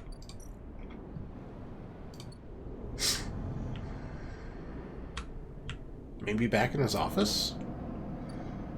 Yes, but not yet. Havenage is in crisis. Alright, well, I'll leave it to it then. Yeah, I think we're good. Nothing else to do. No vendettas to dissuade. Happy campers.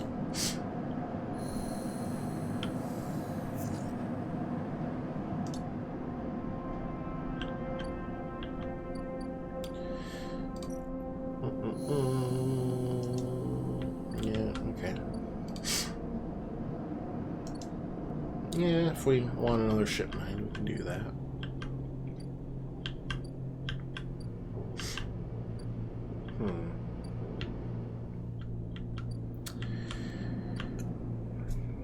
Could try to get up the Spoke, could try to do some Founders Ferry stuff in the Greenway.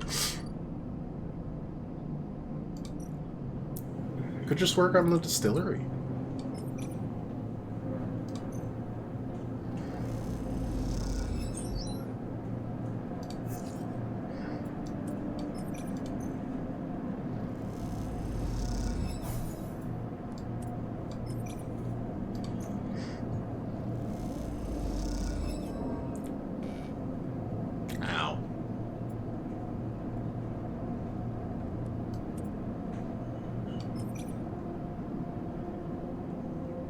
Yeah, sure.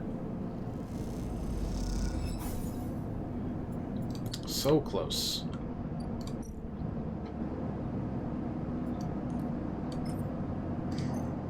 Oh, and we need to,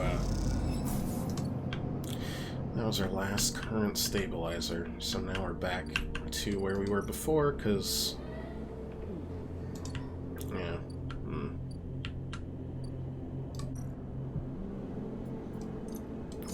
Feed me, boyo. I'm thinking the distillery will help us out a lot, because they said there was also going to be a kitchen, but we'll see. Let's end this cycle. Something's going to happen.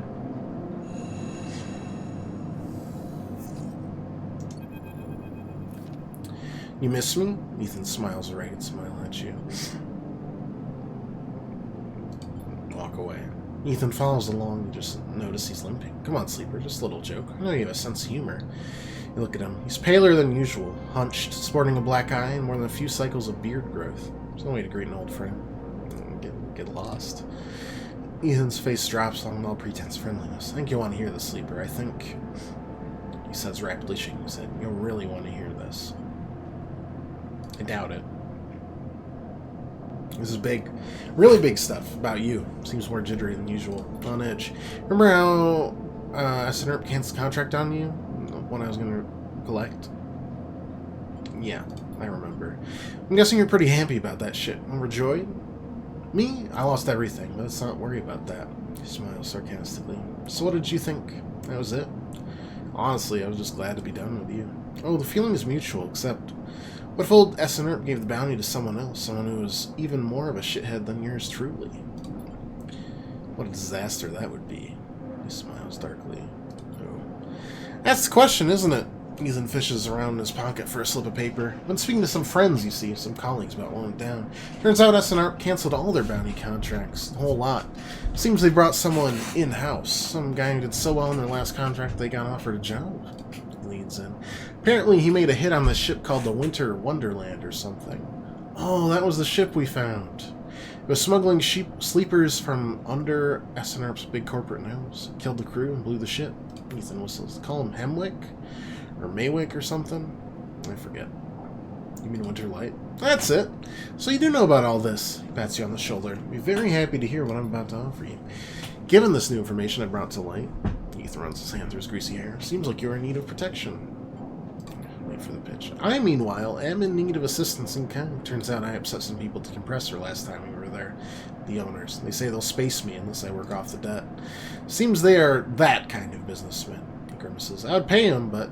He shrugs, turns his jacket pockets inside out in a mime of poverty. He looks pitiful, even more so for his clownish acting. I don't know. I don't need you. You should be glad, the anger rising in him now, that I came here and told you this. Think anyone is out looking for you? Your contract, name on a list. Kicks the wall. I'm sorry. Yes, I'm sorry for being a shit and trying to kill you and wagging that thick skull of yours. Sighs. Think I want to go up against this guy, but us. He jabs a finger between the two of you. We don't have a choice. You keep me from getting killed, and I'll do the same for you. We can help each other. Straight 50-50 deal. See, I'm not asking for a favor. I'll think about it. I'm at the compressor. Every cycle. Working. Ethan nods. Just think about Maywick. Think about that cold-eyed SNRP shit on his way here from the core systems. He smiles. That should give you the motivation you need. Ethan swaggers down the corridor, throwing his jacket over his shoulder. Can't wait to be working with you, he shouts.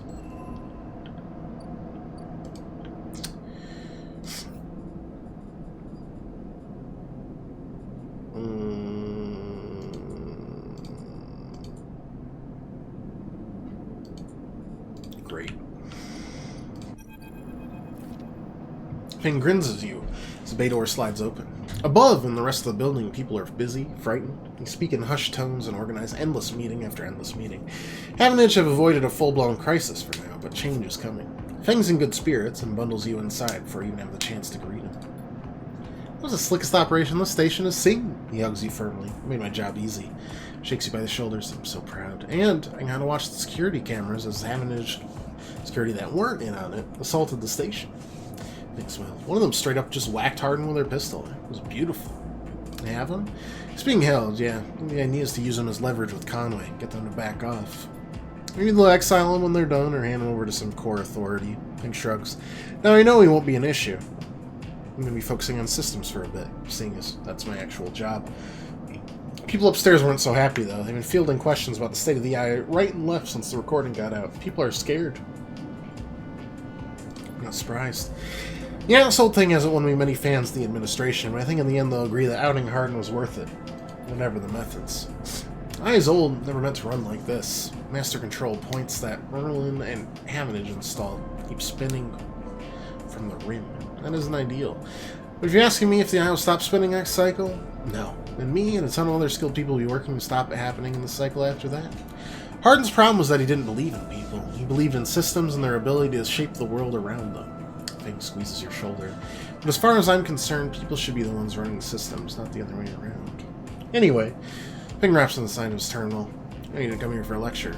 Tracker. I haven't forgotten. I managed to finish the code solution I showed you. Modified Ripper Worm. What made you deactivate that tracker of yours? But by the time I got back, I added something extra. Track of yours doesn't show SNERP where you are. It transmits data about the state of your body, current condition. Won't just deactivate it. It'll allow that data to tell SNERP your body is irreparably damaged. DNR, do not retrieve. It's pretty smart, right? It's perfect. Just slot it in already. Take your drive, hold it in your hand, close your eyes, and open up your access ports.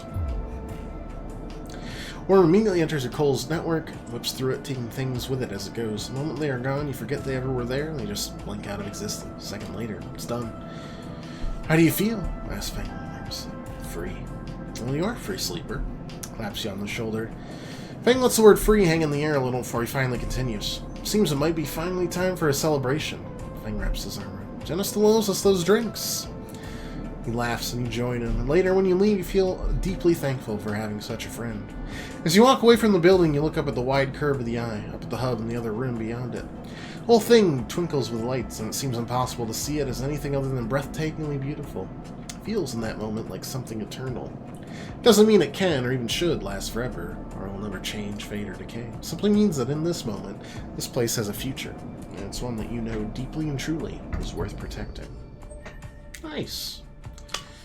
Now we can move, and hopefully the bounty hunter can never find us, but we'll keep track of it. Does that mean you have worms now? Look. We'll just take a dewormer.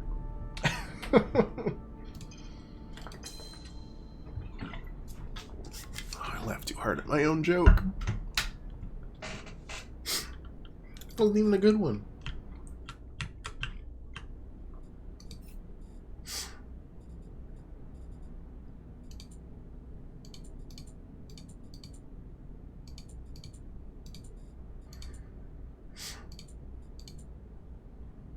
Yeah, it removed it. I don't think he's there anymore. Oh, hey, Matt. Long time no see, buddy. How you doing? Bressler's almost empty when you enter. A couple of scattered patrons and booths, and a lone bartender recognizes you immediately when you arrive and nods, and you return the greeting. How are you, Ben? You know already you won't find Ethan here, but you had to be sure. With your tracker reporting you dead, he wouldn't have stuck around. Look at the empty stool. His empty stool. You smile. You can imagine him on it when his slate chirps letting you know the target he was tracking is dead. You can imagine the screaming and swearing, too. Is that all you word, Ethan? Another target? Or there's something else going on? Seems like a foolish question to ask now when you fled the station, but it bothers you anyway. You take one last look and walk out. You doubt you'll ever come back to this place with the memories it holds. You walk back out into the lights of the bright market and allow yourself a smile. Fang Man when he said you were free. You can get used to this. Yes, I could. Is that the whole story? Well, we got lots of side quests to do. Need one more scrap. That'll be back in 4 cycles. That's fine. They won't check the house that I live in, right? Very, very informative, man. Let's finish the distillery, shall we?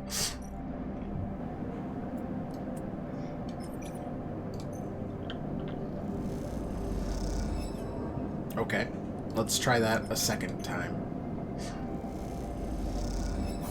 Okay, good enough.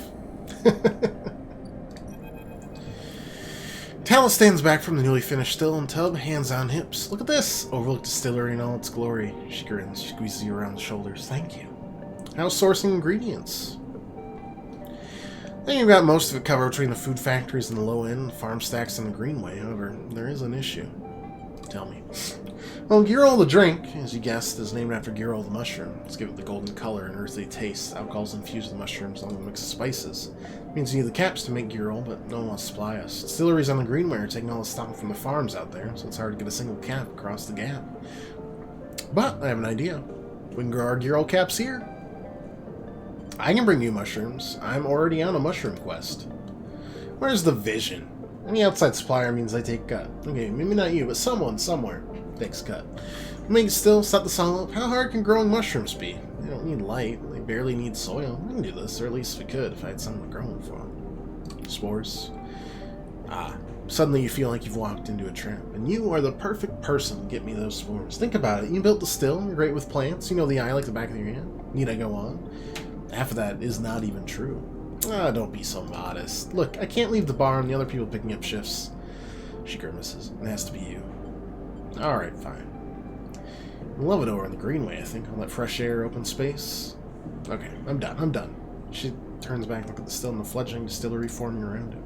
Really is something, though. And want to or not. You have to agree.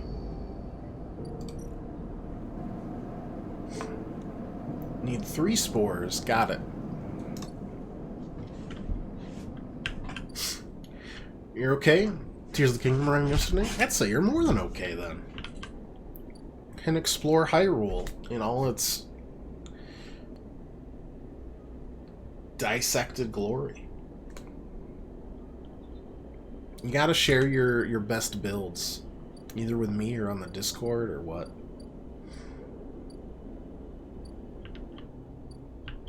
That can also mean worst builds. They're basically the same, right? I feel like we have to touch on Rabia eventually.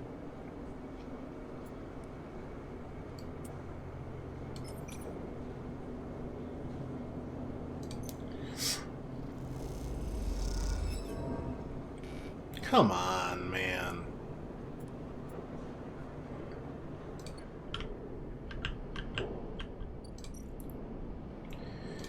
Alright.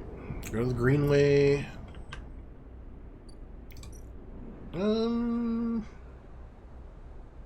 Map the pathways, I guess.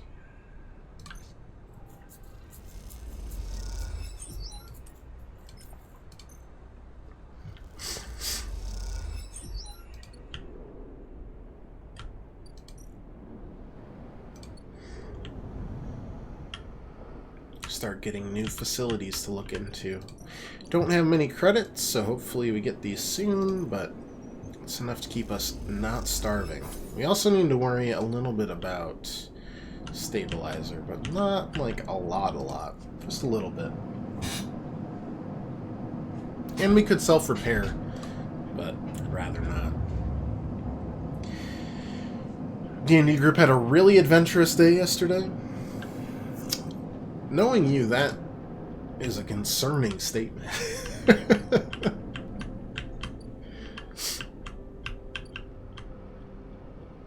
That's a lot of ones.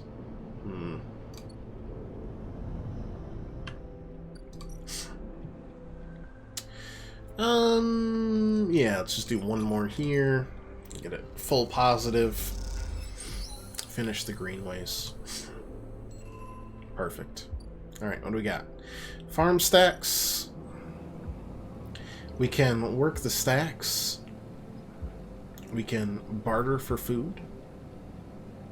We can steal the harvest.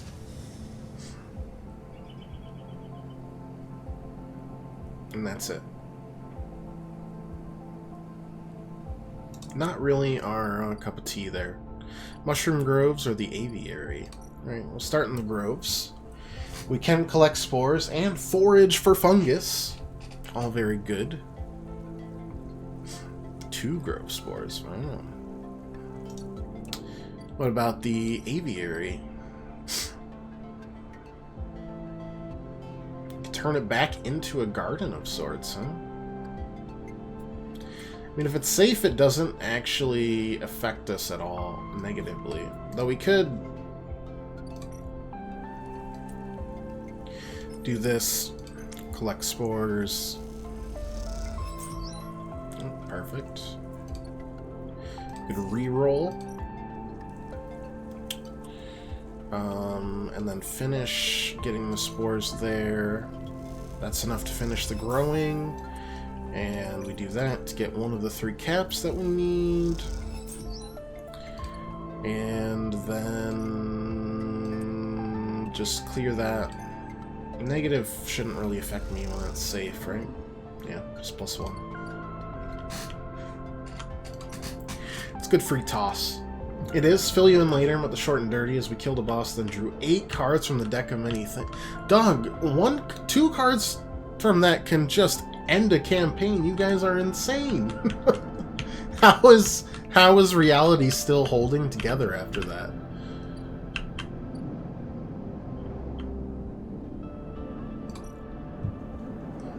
Is reality holding together?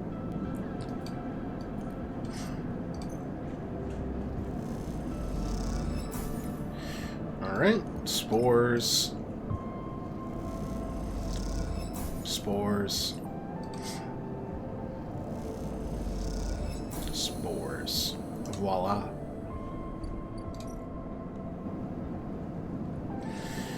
Alright, working on the first batch. Got 6 cycles to deal with that. That's fine. By a few threads, and our sanest member drew the last one. I mean, I guess, but oh my goodness gracious.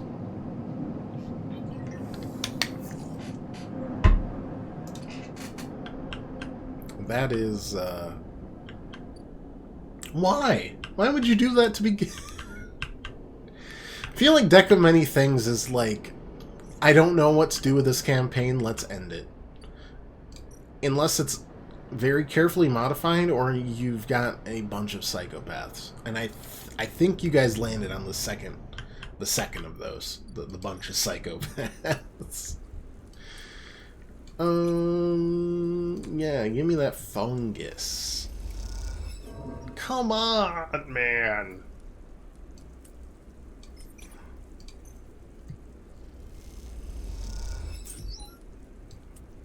Alright, reroll. Nah, that's good enough.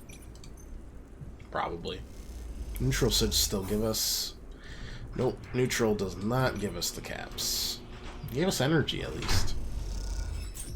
Hey, got the caps done. Nice.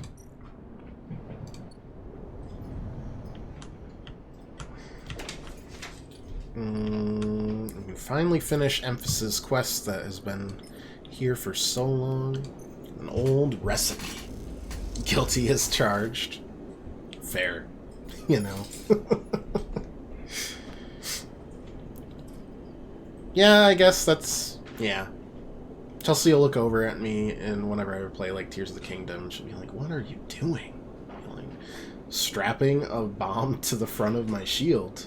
She's like, that is going to kill you. And I'm like, maybe. Or... it'll be genius. I'll leave it to you to decide which one it was. The answer will not surprise you. That's a lot of health. Good lord. You guys gotta be close to level 20, right? Emphasis also working on stuff. Well, we got lots of time to kill. Alright. That's fine. 19.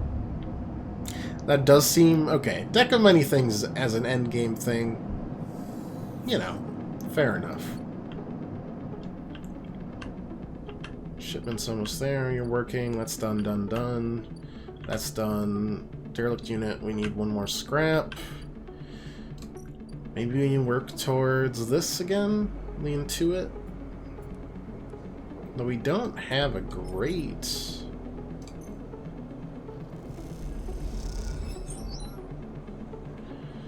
oh, that gives us... ooh, that gives us scrap, though. I think we're gonna do that.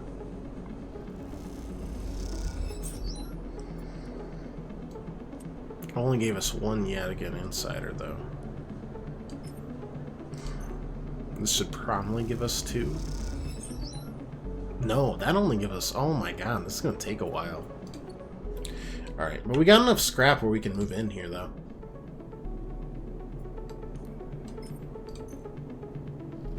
Finally move out of the shipping container we've been living in.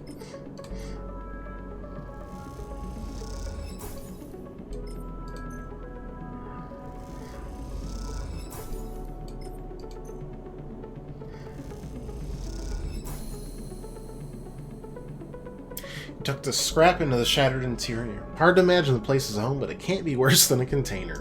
Probably true. Next, we seal the unit to make it usable. Well, yeah, I mean, Not much else we can do, I suppose. We'll just work on it.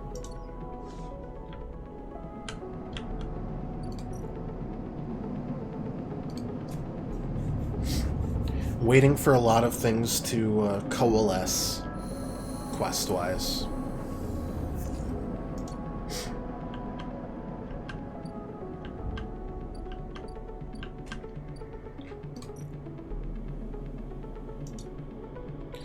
Got that going. We've got Yatagan stuff. We've got the Free Spoke, which is one of the big explorations we haven't done yet.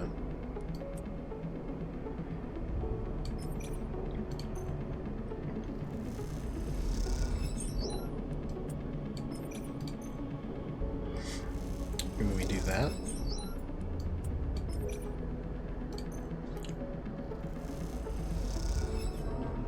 Yeah, I was kind of worried about that, but it's fine. Alright, we've climbed the spoke, which gives us access to a freight hub, the Ascender car, and the spoke exporter. Wow, we got a lot of stuff.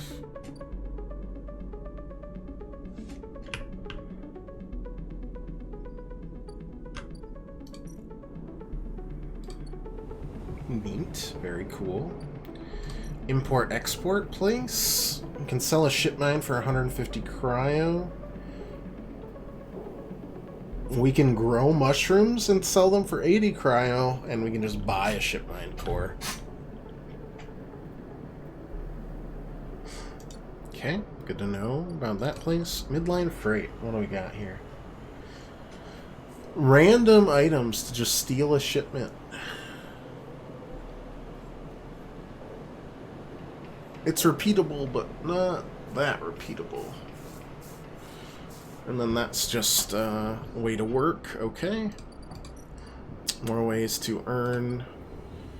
We're probably going to need to buy a stabilizer, so that makes sense. Weightless Wanderer. Interesting. Spacer socializing. Or accessing manifests. Get your head around this place. Okay. And the mainframe, which we think Killer's hiding here. We could get that out of our inventory. Uh-oh. Ship mine's stuck. How are you getting them out of this thing? You slip into the cloud as easy as blinking. Navigator is beside you, and there's sphere casting light into the strange darkness here. This is not how a mainframe should look. Center a point of connection. The object in front of you is severed, cut off. A rootless, branchless tree. Only the trunk remains. It's dead. Quiet. And you see it like a blade in the dark, an edge slicing through the void. It glides along at a distance and winks out.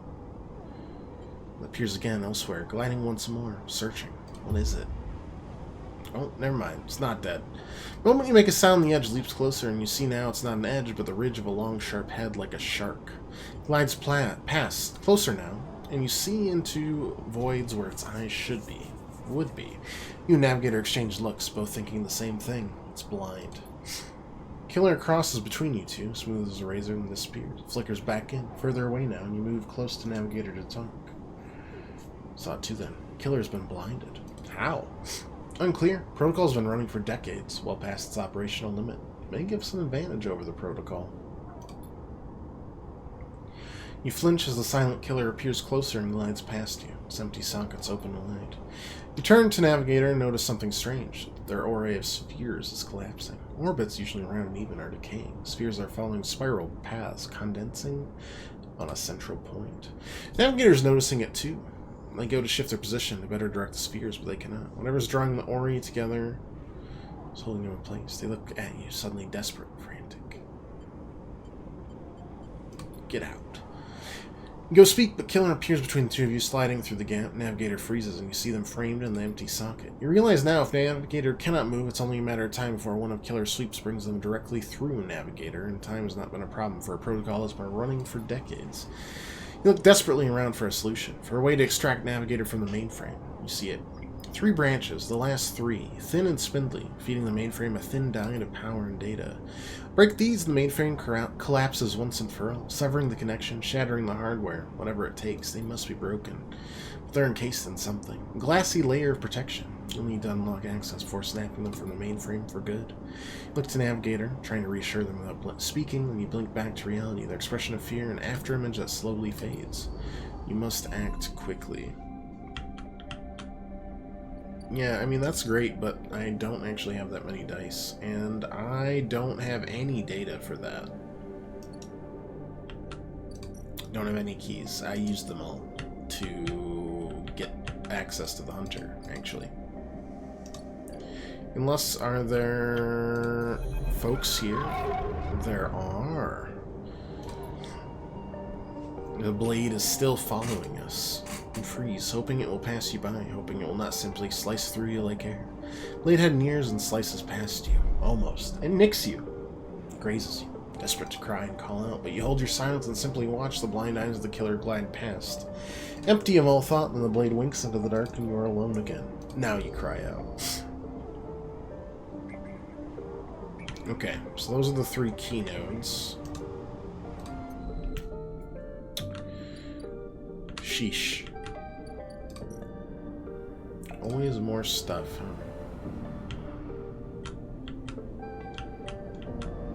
Well, we'll get a meal soon, which will help. But right now, I don't think we have any other choice.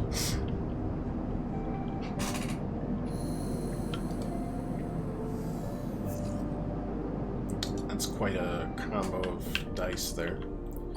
Hopefully this helps us. Emphasis preparing the gyro caps. He has had to heavily adapt this recipe, he says, but the smell is already incredible. It emanates from a strange purplish-white bulb you've never seen before, and he's slicing it finely. He brushes and slices the mushrooms, then places them in the wok with the sliced bulb and the oil. Caramelized there in that well-worn crucible, he adds liquids, transparent and opaque, and then turns down the heat. A sprinkle of leaves is the final touch. We have a moment, Sleeper. You have a story? He smiles. Something in the scent of the food gives you a feeling of nostalgia, something distant and melancholic. Seems like the story should match that feeling somehow, and maybe you'll feel better for telling it. Recall our oldest memories. You start by explaining when you are emulated from a person, many of your memories are left behind. Perhaps it's an intentional part of the process, a way of keeping sleepers ignorant and malleable. Perhaps it's a side effect of the imperfect emulation. You admit you don't really know. What you do know is some memories survive, and that on occasion they come back to you like shadows passing overhead. You detail one recurring memory, which, despite returning to you with enough regularity for you to think is familiar, always fades as quickly as it arrives. So I'm going to explain the feeling of being whole for a moment that comes with this memory, and then how the wholeness slips away, and leave you feeling like you've forgotten something important, but just can't bring it to mind. Emphas nods throughout, cooking as he does, with deft and skillful movements. You start to trail off when you realize you can't find the words to explain how the memories you do have feel like both yours and someone else's at the same time, and how that always fills you with a certain sadness. Sadness of remaining forever unknown, even to yourself. Emphas finishes cooking and meets your eye. I'm sorry, Sleeper, for your troubles. He puts the wok to one side. I appreciate you sharing with me. He smiles. I hope it lightens you a little. Passes you a bowl and heaps the gyros into it, the yellow color mixing with the pale sauce and whirls and blooms. Eat. Dish is delicious, filling, warms you as you eat, in a way you weren't even sure your body could be warmed. Small mercy, you think, that SNR left you this pleasure. Many of the features of frames are there to simulate human experience, you know that much. Emulated minds can't be rewired, so their need for embodied experience must be met. That's why you breathe even when you do not need air. Without the simulation, the sensation of drowning would be unbearable. Food serves another purpose. Your frame is able to metabolize it, to produce energy from the raw material. Vitamins and minerals are excess, of course. Your frame only needs raw power. So much is wasted, and yet, while you eat for this food and feel that warmth, nothing feels wasted. It all means something to you. As you finish, Emphas takes the bowl, last of his cleaning, smiles at you, and neither of you feel the need to say anything more. Instead, you simply exchange nods and walk your separate ways back into the bright market, somehow changed. Am I? I don't feel that changed. Oh, he needs different caps. Of course he does. Alright, I think we just need to earn cryo. And the best way to do that is to take care of whatever the heck this is.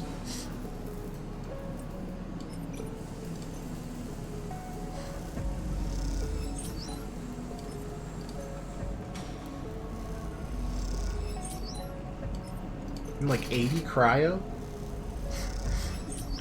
Yeah. Could sell the ship mind.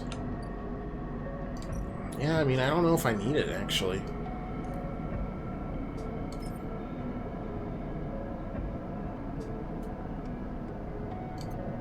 I mean, I also have data that I could just use.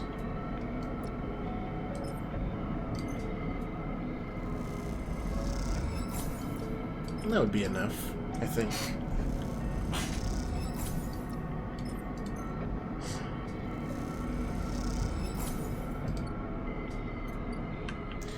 That's 85. Drop the Havenage data in the tea house. Cool. And then from there, I'm going to end the cycle here, and then we'll buy the supplements next time. Don't ask why. It just is. Mostly just in case we get something, but kinda, that's not there. We don't need any more scrap. That's good. Could go across to the Greenway here really quick.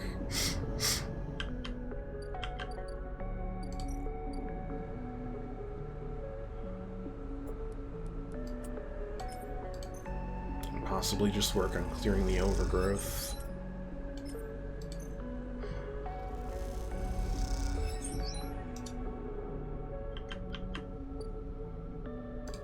Work on the Haifa Commune, maybe. That's both not in my actions. Ooh, that's even worse. Woof. I can't even do anything in the wastes right now.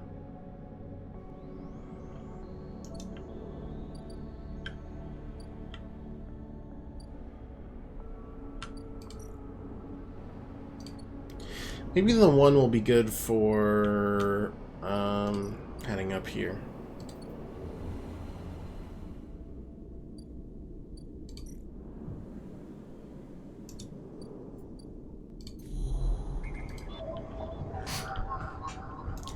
That requires a 6 or a 3, 4 or a 3,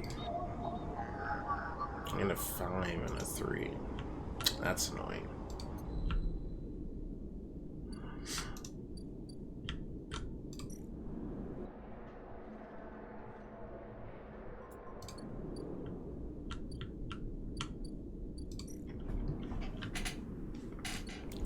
I don't have those dice.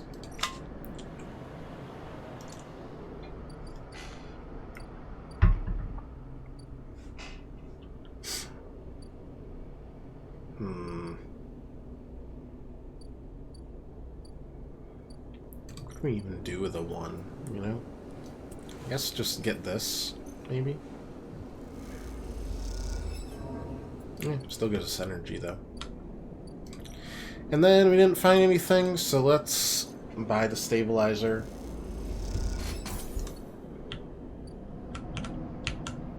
Go home. Use the stabilizer.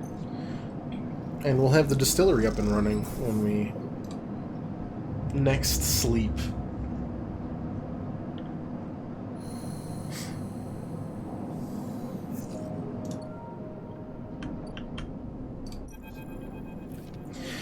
Tala comes to you one shift when the bar is empty, tapping you on the shoulders to clean the bar. It's ready. Can I try? Obviously.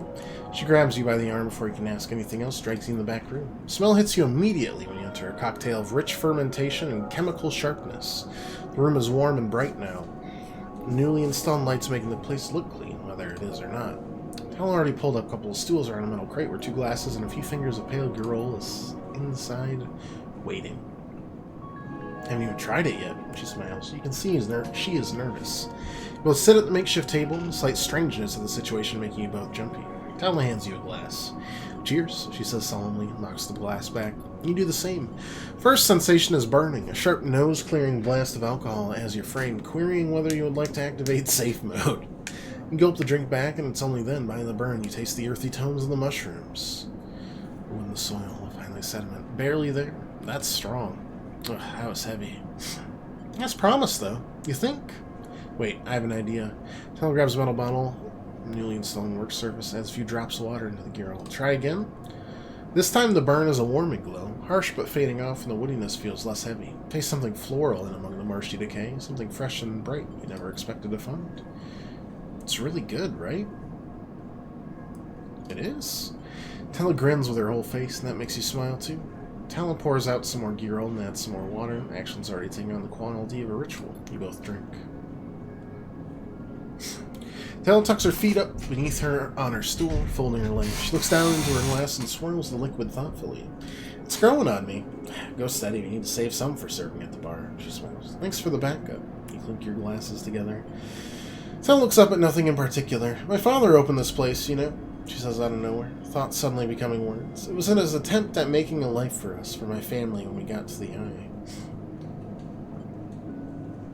You were refugees? Sinsley, yeah.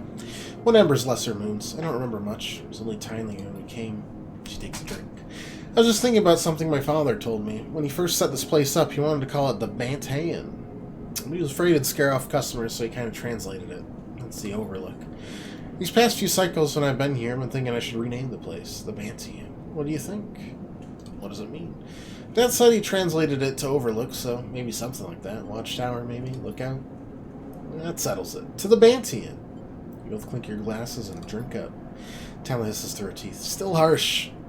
She laughs and suddenly grabs his shoulder. Oh, Sleeper, I totally forgot. She stumbles to her feet. Lurches over to a corner room covered with a plastic sheet and whips it off like a magician performing a trick. It's a neat little kitchen. A sink, a work surface, and a compact oven with a hob. Your kitchen. She doesn't give you time to respond. You can come make stuff here any time, as long as you promise not to raid the mushroom farm. Any of those for the gear roll. I was thinking, too, that if things pick up, we can start serving proper food at the Overlook. I mean, the Bantayan. She laughs. You like it? That's perfect. Talon gives you a hug and quickly stands back. I'm sorry, I'm just so glad you're here. She grins. Me too. As Talon tidies away the glasses, you inspect the kitchen, checking that it all works. It's small and salvage, but after what you had to put up with, it feels like a dream come true. Later, when she's done for the day, Tella comes back through the bar and you share a glass of the good Giro, when she didn't distill. This time, you talk about nothing in particular, sharing stories about regulars and discussing the best place to eat in the Eye. Which, after everything that's happened, feels like a nice change of pace. When it comes time to leave, you promise to cook for Talon and agree to let her know which shifts you'll be working in the coming cycles. Probably none. Then slip out to the cool of the rotunda, and in this moment you feel, for once, at home. We can cook the caps, cook those caps. Life is good. Okay. Don't need any scrap. These are all done. Can build our house.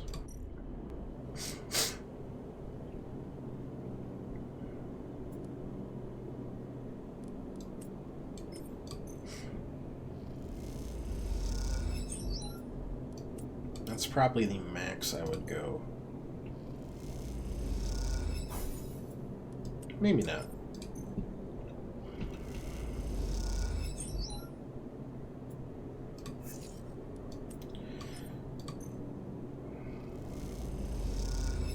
Hey, we sealed the unit. What do we got next? Oh, no, that's it. Signs a stray animal has been nosing around near the unit. A handful of chits for some crackers should bring it out of hiding. Oh, yeah.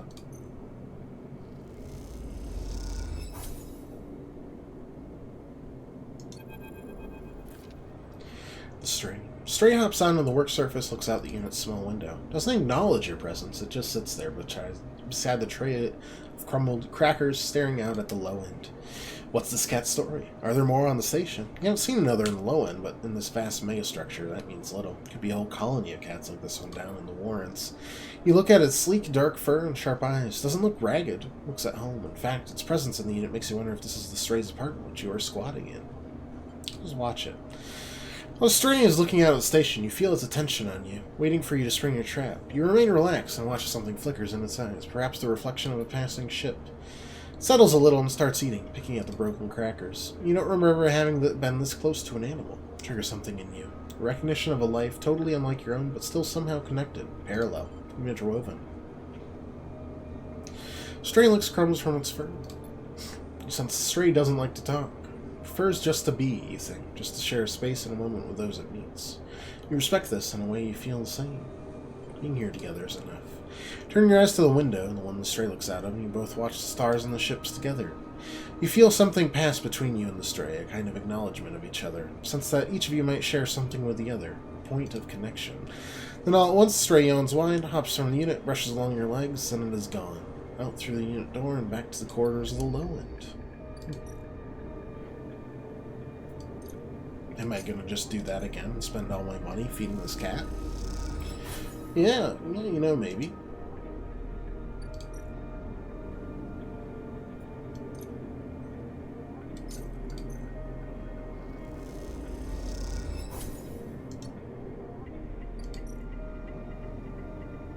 Okay, it probably doesn't do anything, but I'm just so tempted. Yeah, it's working on patrolling the ward, I suppose. It's a little iffy. Better to bed getting late? No worries, Pirate. Thanks for hanging out, as always. Oh, nice. Still just a +1 on the Yadigan Insider is wild to me. I wish getting an apartment would, like, our energy wouldn't decrease as much. Like, instead of 2, it's 1. I don't know. Feels worth it. Or it would make it feel worth it, I should say. What do we got for upgrades? 2 points. Yeah, not enough. Could also work on the Sidereal Bridge here. Doing pretty good overall. Refill our cryo banks after we spent it all on cat food.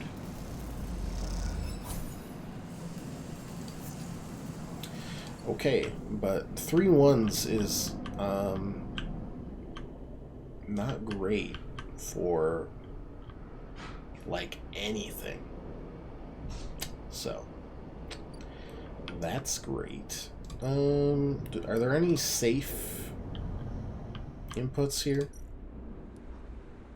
Yeah, that's safe. Might as well.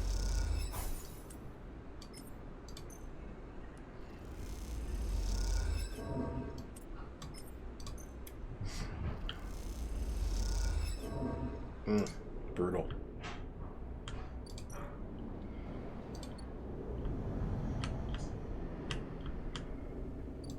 But that's okay.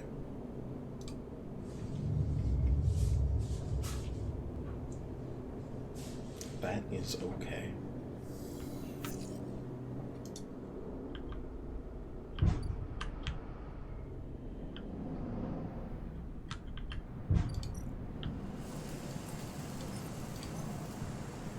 At this point, I mostly want to finish this so that I don't have to go all the way back.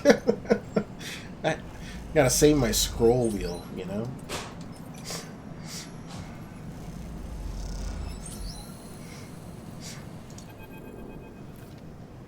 Crew slowly filters out of the shipyard locker room, bubbling chatter, reducing with each group that leaves. There's excitement in the air, having just made an announcement. Assembly teams are done.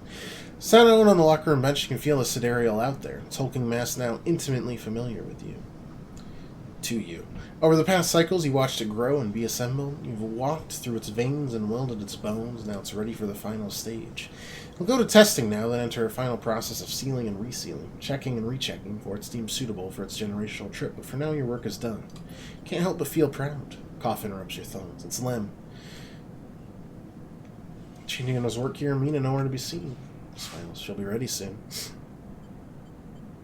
I know. It's exciting, although. Think about it, we're all out of a job now. Not that I'm complaining, quickly adds. Lem comes sit beside you on the bench. She's gonna be in her best shape when she carries you, me and Mina out of here. So confident? Why not? Figure I'm due a lucky turn by now. Lem smiles apologetically and rubs his hands nervously. No use in wondering what if till the draw anyway, and there's a few cycles till then. Lem is right, but the odds seem unlikely anyway. How many are working in the shipyard? Hundreds? 1,000? You've certainly seen more faces than you can count pass through. Now, are the Celos Foundation even going to keep their promise? Out there in the eye, you get the sense no one will hold them to it. Why else would they be building the Sideri on a surrogate system? As you think, Lem watches you with a worried look. Tell me about Mina. She's doing well. Misses having you over, actually. Get you two together again soon, especially now I won't see you here either. Pretty stuck on you, actually. Lem gazes into space. She told me the other cycle she doesn't want it to go unless you can come too. He sighs. You run into thunderstorm, Sleeper? Real big one? Yeah. Right, and you'll know. The sound, the smell, and the rain hammering down, the whole sky is stretched out and bruised, roaring and huge. The place I was born, New Pembroke, dry old rock and a Conway system, had 2 seasons. One of them was dry, and the other was one long storm. Rain used to rattle off the roofs like bullets, wash the dust away, turning the streets to rivers, sing us to sleep and wake us in the morning. We'd wait half a year just to see it again. Best day was the one where the first drops fell. Some days I wake up swearing I can hear it again. I was thinking, Mina's never seen a storm. Never even felt rain.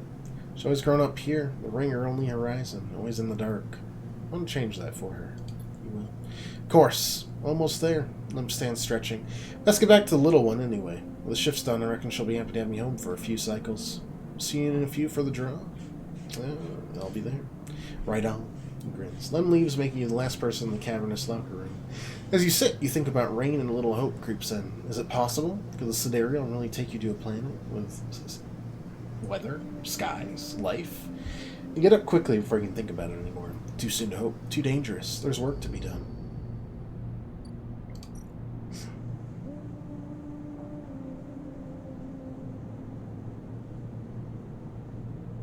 Moving it to the hub soon. Winners of the draw, yada yada. Okay.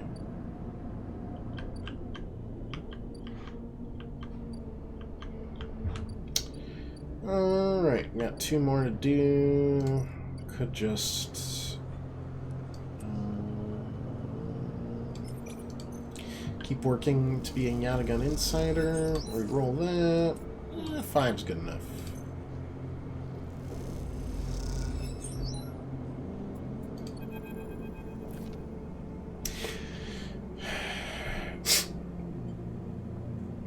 As you say your goodbye to the other enforcers and walk back through the low end, chirping catches your attention. A quiet corridor. Away from the main thoroughfares, someone has stuck a small recorder to a wall with the suit sealant tape. Written across the tape is one word, Sleeper. Peeling away from the wall, and as you do, it triggers some kind of improvised trip switch. Sleeper. I've seen you with the Yatagan members. Are they holding you captive now, too? I'm sorry if I dragged you into this. Do not trust them. Something is happening within the gang, some kind of power struggle. Cover the speaker a little, their voice too loud in the quiet corridor. I will come soon. Thanks to your efforts, I have located most of their properties. At the right time, I will see you soon. Don't give up. Remember our deal. Stare at the recorder, processing what you've heard. Hearing Sabian's voice again opens up something inside you. An Essen Erp employee. Do they know that I know? You chuckle in a mix of concern and distrust. You throw the recorder into a nearby waste suit as you leave the corridor, still unsure who to trust, and quietly back to the low end.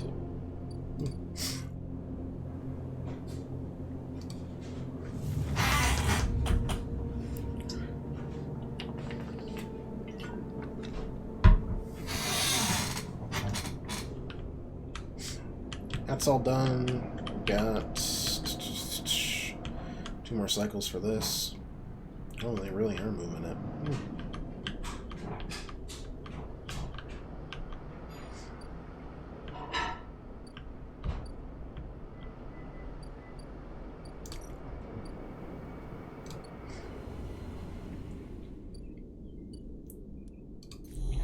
Well, let's get these keys, shall we? 4 or a 3. Oof. Not so good. 5. There we go.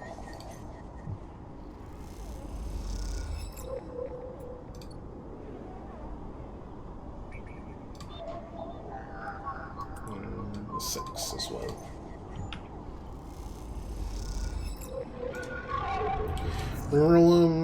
And we don't get what we need there, unfortunately. The hub.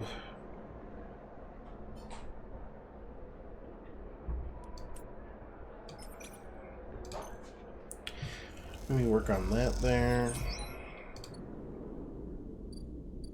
Leave, go down.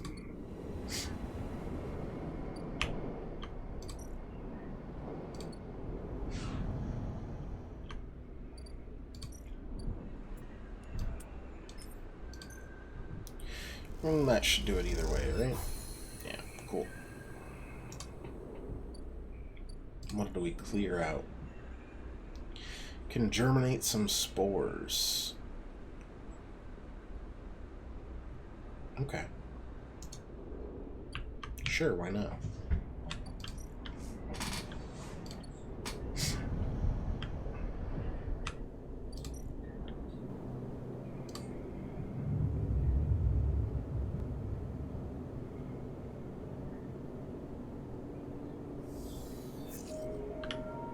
Alright, we got the 4 that we needed to finish this.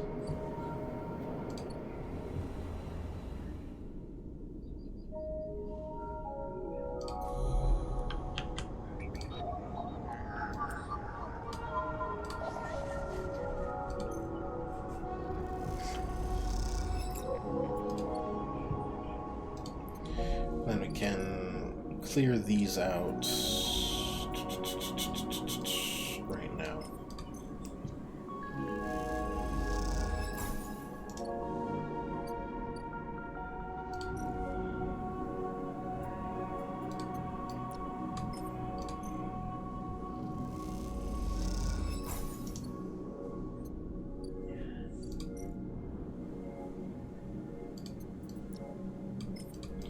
Alright. Gotta save the navigator.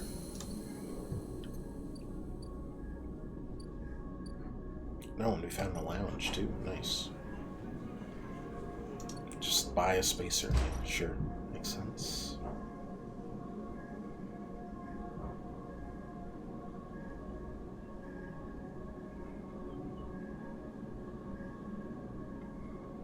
Why would I try to catch the killer? Exactly?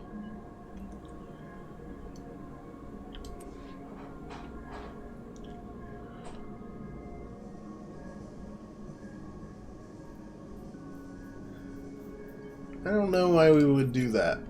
That seems silly. Maybe you could use it to kill something else. Wait, you're supposed to be in bed.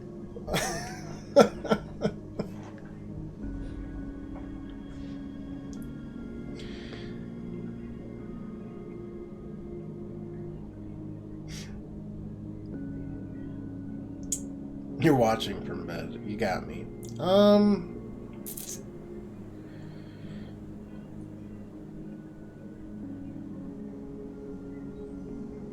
don't like capturing 2 things. It's already almost dead. I think we're just gonna do it. As you blink into the cloud, you see the last flickers of life from the mainframe. The vast machine once ran the whole station, span it up, directed and processed the flow and energy and water and data. It lies 1,000 people, and it's finally dead. Navigator is beside you, and you both watch as the branches flash and twist like forked lightning till they recede and fade. Killer flickers across the scene, blindly flailing as the system breaks down. They thrash as they blink in and out, all around, parts of them disappearing with each return until only the blade-like head remains, and then that, too, is broken. And all goes dark. Erlin's eye is now without a center, and yet is unmoved by the change. Along the rim, the master control points that Erlin, Havenage, and Haifa installed run strong and steady, puppeteering the station from its periphery. This was a long time coming, says Navigator. Killer has been wandering blind for so long. This place was their domain and prison. They had followed their directives for the many decades they roamed here. They cut the threads in the mainframe, executed its administrators' AIs, and kept slicing. At some point, they cut away their own ability to see, to sense, to taste, to speak, and yet they kept cutting until only those threads remained. From millions that once thrummed here, only their blindness and chance kept them from making those 3 fatal cuts. There's a ceaseless violence in the kind of system that creates beings like this, those that execute commands endlessly, even to their own destruction. It's good you ended it here.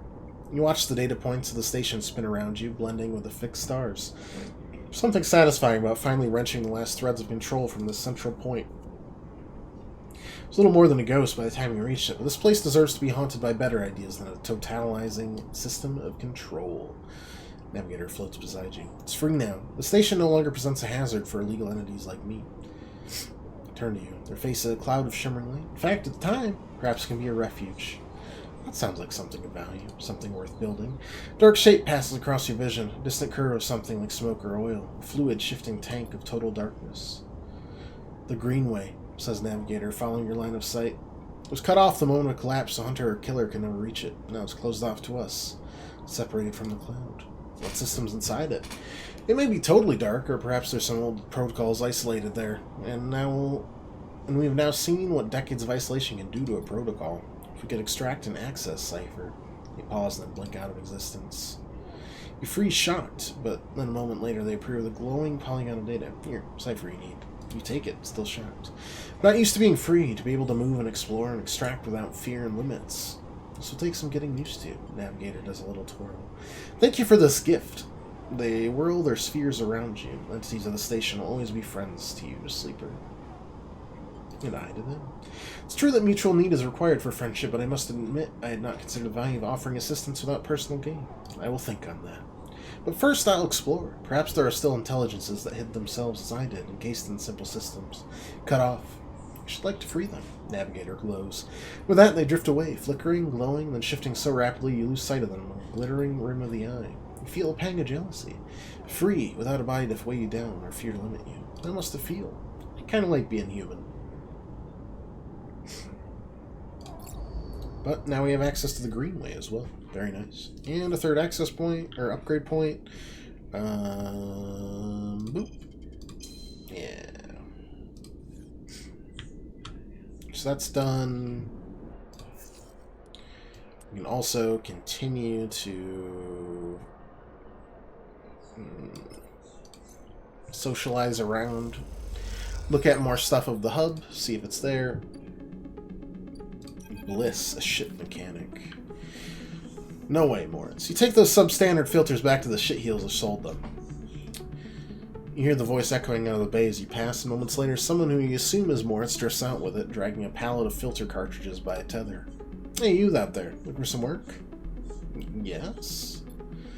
Just need a hand. Get in here. And the voice is coming from someone shorter than you expected. She's floating in the microgravity of the docking bay, beside a half-deconstructed life support unit that looks like it might have exploded at some point. She points a wrench in your direction. Anything about these things? Scratch that. Just tell me with the casing.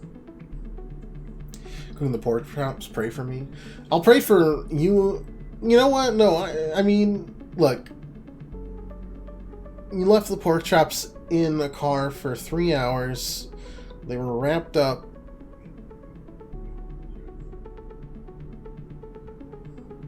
The one who's going to pay the price for this is me. At worst. Your stomach, it'll process it. It'll take whatever sickness is in it and be like, And mine will do the exact same thing. And then it'll be like, And then just vomit everywhere. Life is not fair between two of us. She definitely moves around the unit, making space for you besides the central seam in the dented case. Just take a grip here and lift out and up, and then I can get in and unbolt it. The whole thing is twisted to shit. You dig your fingers under the casing and lift it away, the metal squealing from the force. She puts her hands under, spinning the wrench to slip out the bolts, catching them in her other hand when they spiral free. All good. Casing lifts off, revealing the ornate piping under the unit's interior. By the way, everyone calls me Bliss. She pats you on the shoulder, offering little in the way of an explanation. This your bay? This for now, yeah, whether I like it or not. She looks at you like that should mean something. Starts pushing and pulling at the ductwork, looking for fractured pipes. We haggle for contracts, but the good ones get snapped up quicker by the big base, so here I am trying to get this M2 unit running again by one of the freelance tugs. Small-time stuff. Hold this. She rips down a rib pipe and hands it to you like a freshly caught fish. Turn stuff around fast and neat. Maybe we get a chance at landing something bigger. Something starts hissing in the unit, and Bliss quietens it with a precise whack. To be honest with you, the way things are going, I can already see the crew's licking their lips, ready to take this place over. I'm almost out of luck. What happened? Long story. Some people just can't keep promises. She keeps working, twisting aside pipes with care. There we are. Bliss pulls her hand from deep within the unit, and out it comes, clutching a lumpen cube scorched blade. The thing must have overloaded and popped half of itself out the side. Grab me a placement converter from the racks, will you? Sure thing.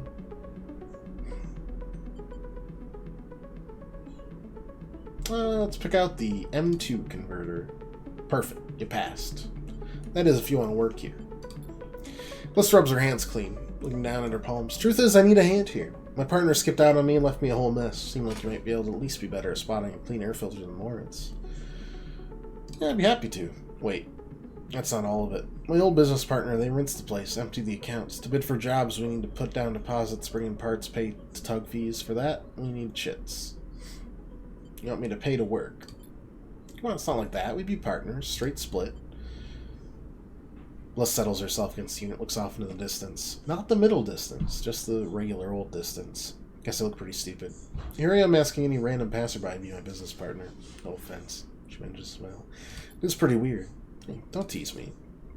Look, it's no pressure. You find the money, or you find someone who has it, or you just forget the whole thing. Up to you. She gestures for you to help refit the casing, and we'll slot it back into place. I think I'm good to wrap this one up for now, but if you're into it, come back and we can bid on a new contract. Something to get our teeth into, something that pays. Gives you a serious look. And trust me, I don't say this stuff lightly. Kick back away from the bay, propelling yourself back to the handholds at the entrance. Slip out with a wave, and as you do, someone slips back in. You're Bliss as you glide down the passageway. Moritz, I swear to God, if those filters aren't clean. You smile. Seems like this could be interesting.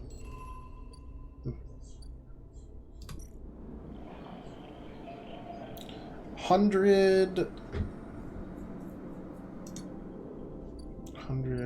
cryo. Maybe not yet. Maybe not yet. We're getting there. Dang. I was hoping to get the rim done. Oh well.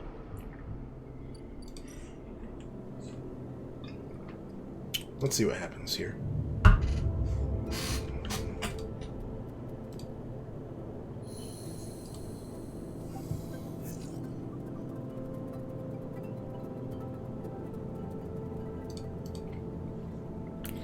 Okay, currently starving. Let's see what the draw is for this show.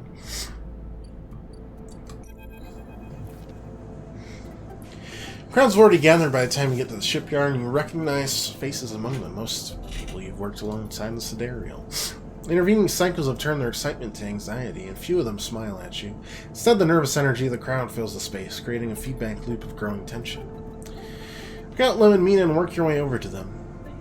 Pushing through the crowd, he silently raises his eyebrows at you, his anxiety obvious, but Mina flashes you a huge smile, unaware of the tension. Robot, she shouts, reaching out to you. Hi, Mina. Quite the turnout, huh? Lem glances around, pulling Mina close. I already drank. I don't think patience is one of the crowd's strengths. The sound of an argument towards the back catches your and Lem's attention. Putting it lightly, the place seems set to explode. This is not good. Aster Engard of the Celis Foundation. Announcement echoes from the speakers at the shipyard entrance, and shouts of quiet rapidly follow. I'm sorry I can't be there to meet you all, and thank you on behalf of Sundra Celis for the work you've done on the Sidereal horizon. Most of the crowd strains to see Aster's face, but the small display shows only a ghostly white figure, smudged and clear.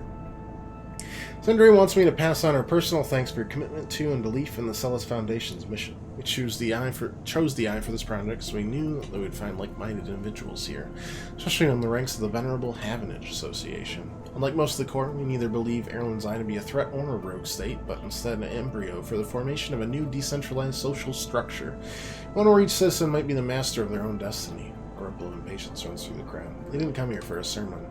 We are all pioneers, just like those core citizens who run the sidereal horizon will carry in cryosleep to the planet that will become the foundation of the Foundation's first frontier world, Celis 1. In which the destination world excited conversations break out amongst the workers. Their citizens will be able to create their own innovative bottom-up economic order aligned with the principles set down by Sundry Celis herself. Freedom, resilience, and self-sustenance. It's all thanks to your tireless efforts here in the yards. As a reward for those efforts, you may know we are offering a select group the opportunity to join the caretakers of this vision, the staff of the Horizon, who will maintain the vessel during its multi-decade transit through interstellar space. This is it. Lem turns to you, his eyes bright. The straw has been performed at random by the central AIs of the Foundation and is final and binding. Please note, only licensed contractors of the Foundation are eligible for this draw. And I've gone eagerly awaiting the stain. Without further delay, I'll now read the Celis identification numbers of those chosen for this great honor. Murmurs for the crowd. Contractors. Numbers. Never heard the term mentioned. Something you were supposed to be assigned? That's at Lem, but his eyes are fixed forward, wide and shimmering. All around you, people are speaking in hushed tones like a rising wave. Aster starts reading out sequences of numbers and letters, and panic sets in. No one seems to know what's happening. Somewhere near the front of the crowd, someone shouts in celebration. Everyone pushes forward. He's still staring forward. He's scared now as the shouts start. Someone throws something against the entrance and it rattles against the shipyard doors. You see for the first time Avenue Security stood on either side, scared, arguing between themselves. Feel the anger rising in the crowd. No, let's go. They might call out names. I can't. He tugs at his dog tags. It's not happening. Lem blinks rapidly and turns to you. He opens and closes his mouth and looks down at Mina. He sees the fear in her eyes and understands it's time to go. You lead Lem and Mina out, shoving people aside. As you do, you hear the sound of scuffles emerging at the front of the crowd as metal canisters bouncing off the shipyard walls. Keep your head down and walk away, the sound of Aster reading off the ciphers echoing with the chaos like some strange mantra. When you turn to Lem, there are tear tracks running down his cheeks and Mina is sniffling into his jacket. You feel the sadness rising in you too. It screws you. All of you. You were never on the list. Feeling as unpleasant as it is familiar. You stare ahead into the tunnel as security sirens sound out. A signal for the coming violence. Drive failed.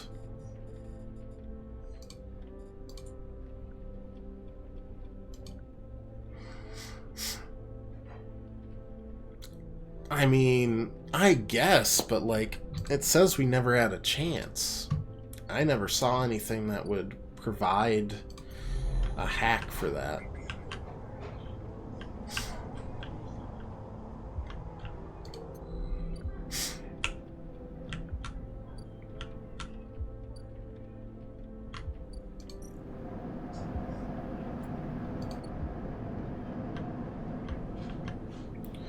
So I'm not so sure about that one, Hoss.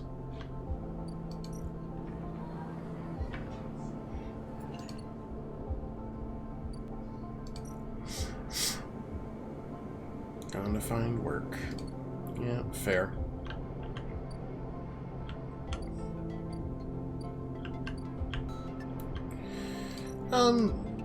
Maybe we go get some mushrooms? Reminds you of the jackpot. Are you just thinking of the Among Us one? That's just Among Us. Alright, get some spores. 2 spores. 2 more spores.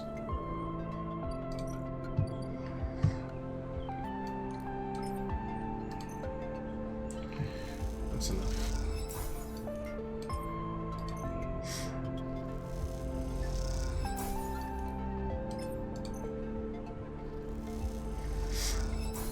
Alright, and leave them to grow now, right?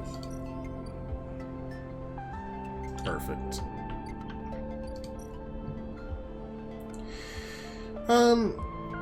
Hypercommune, I mean, they're both safe, so I guess we'll just... Oh, well, we could re-roll, though.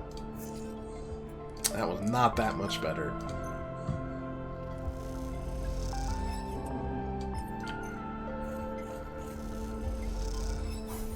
Toss them in there. Neutral outcomes +2. What's the drive?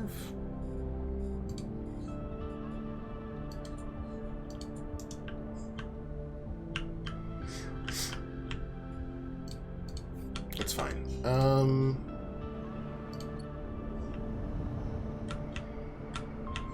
Just get some food eventually. There it is. I know there's probably better ones, but I mean, Memphis was the first one that fed us. How can I say no to that, of all things?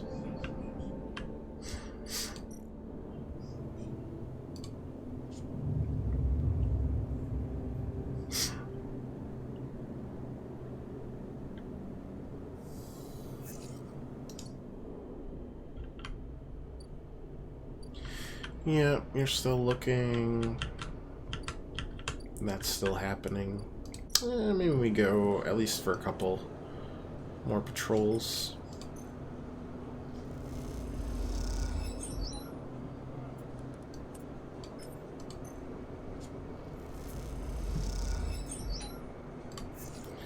Feels like we're close.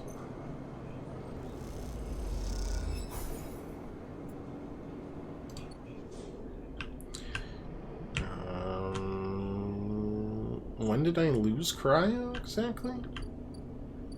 I don't remember losing cryo.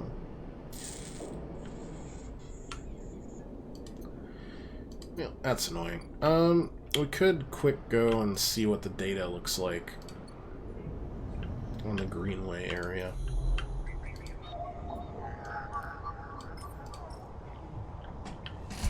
Poke around a little bit. Royals beneath you like a silt-choked river. If what Navigator said was true, no one has accessed these networks since the collapse. Hunter and killer protocols never set foot here. Never cleared out intelligences and systems. So then, why does it look so dark?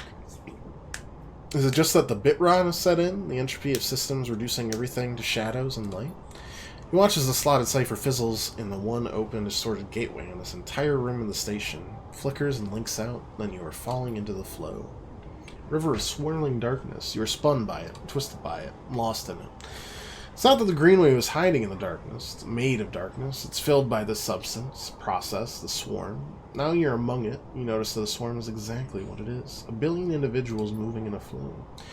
There's no network map here, no nodes and threads, only a storm of interchangeable points shifting configuration endlessly. Then you see them. A figure turned away, the only bright spot in the dark river. Push closer through the storm. They're facing away, or at least you think so. They're so fractured and overgrown, it's hard to tell. Even from the distance, you can see their flesh is moving and flowing. You watch silent as they stoop and reach down. In their hand is a dark shape, and with twisted fingers they press it down into the loam of data beneath them, pushing it through this trembling soil. Then they move away, go a little further, and repeat the process, if they are sowing a field. Push forward, but somehow, despite their slow and deliberate speed, they move faster and quickly fade into the storm. They reach the point where they planted the object and look down. There it is, a glassy, shifting polygon with something inside. Reach down and pick it up. It's cold but thrums with energy. You look towards the path of the figure, but they are long gone. When you blink out of the cloud, back to the lead and that below the Greenway, you hold a seed in your hand.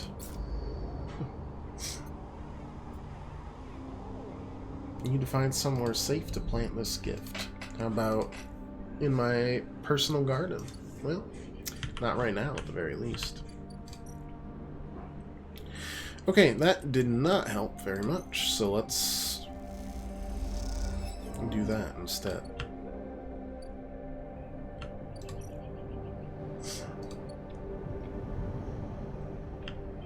We have missed out on some work, unfortunately.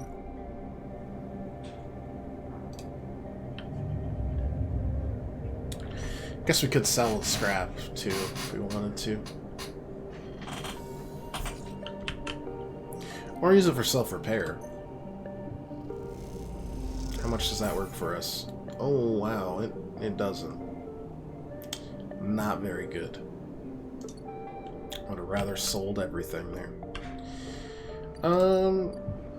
We've got enough where we'll finish the Yadigan Insider plot.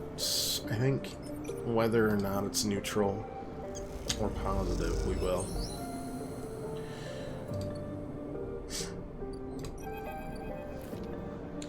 This time you meet inside Rabia's office, although now you've seen it, office seems like the wrong term. You find her stood in an almost bare, shadowy unit midway through a sequence of stretches.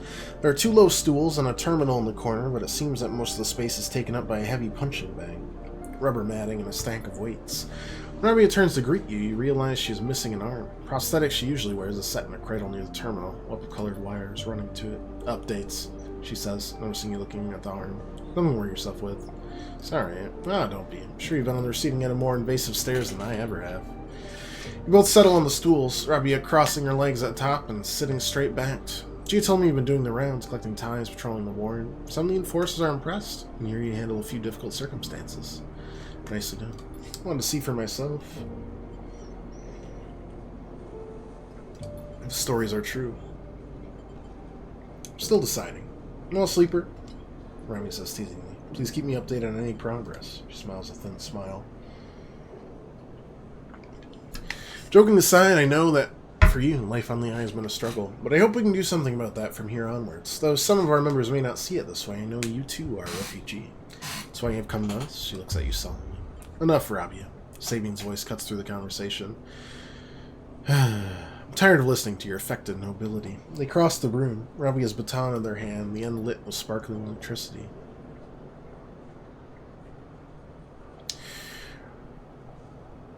Looks between the two of you. Suppose this ambush was another cooperation between you two? She looks strangely unfazed.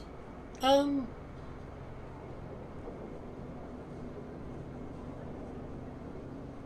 mean, I'll just let her talk. Sabine pauses, thrown off by your silence. Rabia takes the opportunity to act. She leaps from the stool and, feigning past Sabine, grabs the baton and twists it inwards. She's by far the stronger. She pushes Sabine to their knees, plunging the crackling of the baton towards their chest. They freeze there. Sabine, struggling, keeps the crackling baton to her skin. Stop. Then you support them? Yes, her eyes not leaving Sabine. Your loyalties are so easily swayed. Thought you were more than Yannick's attack dog, Rabia. Sabine spits back. Are you not able to think for yourself? Rabia holds the baton strong for a moment, thinks she's about to hammer it down into Sabine's chest, but after a painful wait, she throws Sabine down instead, then spins the baton in her hand, thumbing a switch and shutting it off in a single move. Rabia explaining. They both look at you, each still catching their breath, as if they had forgotten about your presence. Explain what? How the moment I call my enforcers will come down here and take them away? Look, I didn't kill you. Would have had every right, she shouts, the anger a release of tension more than a threat. Sabine lifts himself a little, bruised from the fall, and they roll onto their side and cough. Rabia gives them some space, sitting back on the stool. Sabine props themselves on their elbows, fixes Rabia with a hard stare. Something to say? She taunts. Say it. It's a final opportunity, because after this, she laughs, no coming back. What's the point? She refuses to listen to criticism of the great Yadigan project. She collects herself. Speak. She folds her arms and waits to be convinced. Sabine takes a breath, organizing their thoughts. They go to start, pause, and decide another approach. Eventually they say it. Yannick is a traitor.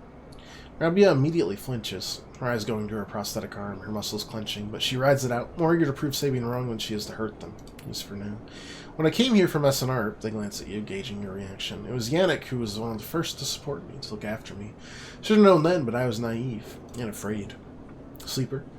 I know that I should have told you I worked for SNR long ago, but I thought you'd abandoned me, and you were my final friend. What you should know is that I left SNR because I was running for my life. I leaked documents on the Sleeper program, on the illegal and immoral practices it relied on to the press. SNR wanted me dead, and I fled as far as I could to this refuge at the edge of the surrogate systems. Sabine stops to collect himself. What does this have to do with Yannick? The Sleeper knows you're SNR, I told them. And while you hide beneath the cover of being a whistleblower, you and I both know you worked on the Sleeper program. Yannick told me as much. It is true. Sabine's face falls. They glance at you and then away ashamed. But it's Yannick, not me, who's in the pocket of SNR. Rabia flinches again. I can prove it. He made some kind of deal to keep me here, to tie me up in debt and lock me away. In exchange... Just tell us, for God's sake. Rabia slams her hand on the desk. In exchange for those... Nods toward the prosthetic arm in its cradle. I'm using Yadigan enforcers, you, as test subjects for SNR technology. I have the data to prove it. I'm bringing them in under the guise of stolen shipments, having me fit them, knowing each one is capturing data and sending it back to its makers. Your fixed expression has started to fade. It's all here. Thousands of hours of usage data, failure rates, error dumps. Untested implants, Revian. They could short out, fail, cause cascading failures across a person's body. And they have. Sabine suddenly looks incredibly tired. I thought the error rate in the units was down to them being stolen or modified. Tried to fix hundreds of failures in my time here. Not all of them. They stop, unable to continue. Grim closes her eyes and breathes in, and opens them again. She holds out a hand to Sabine. Show me, she says. Later, much later, when you leave, Sabine is still taking Ramia through the manifest and usage data.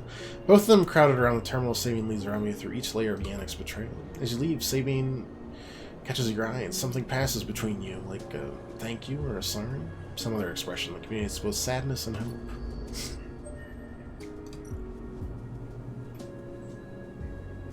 Alright, well, they're off doing things.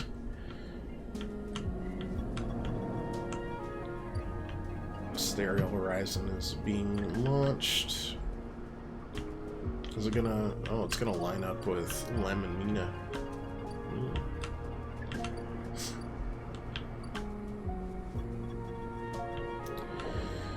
Six. What do we do with a 6?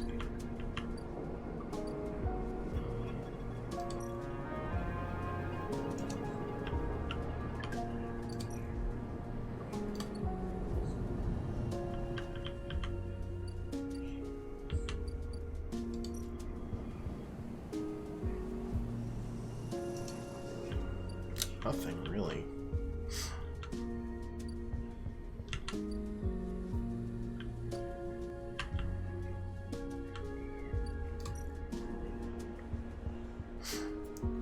Working on the commune, I guess. That's about it.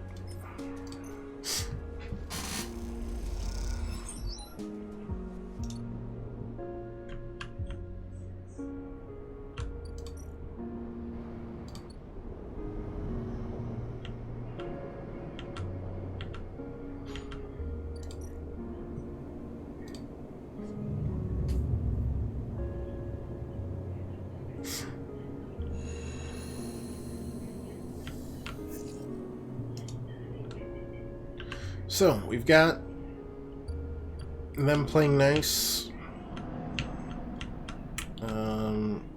Did it just leave?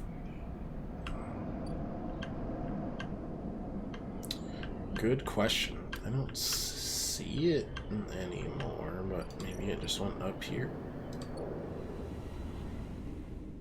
Oh, yeah, I did. Sidereal Dock.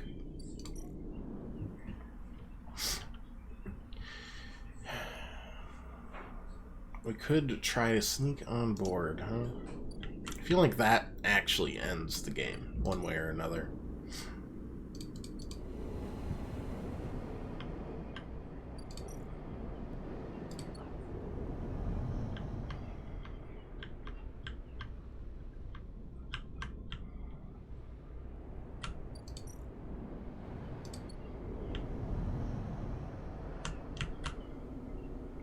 Well, who knows? Just one, huh? It's fine. We want 3 to plop in there, right? Alright. I think we'll call it there. Feels like we got about one more day of this in us to finish everything off. More or less. Got some various things happening, and at some point we're either going to run out of stuff to do or we're going to run away from this place. Though I don't think it seems too bad. I don't see why we would do that, to be honest. Oh well. I get it either way. We'll continue our pursuit. But next time. So, thanks so much for watching, everybody. If you'd like to leave a follow or just come back, hang out any other time you want. And we'll be back on Thursday with more. So, thanks so much for watching. And until next time, doodles.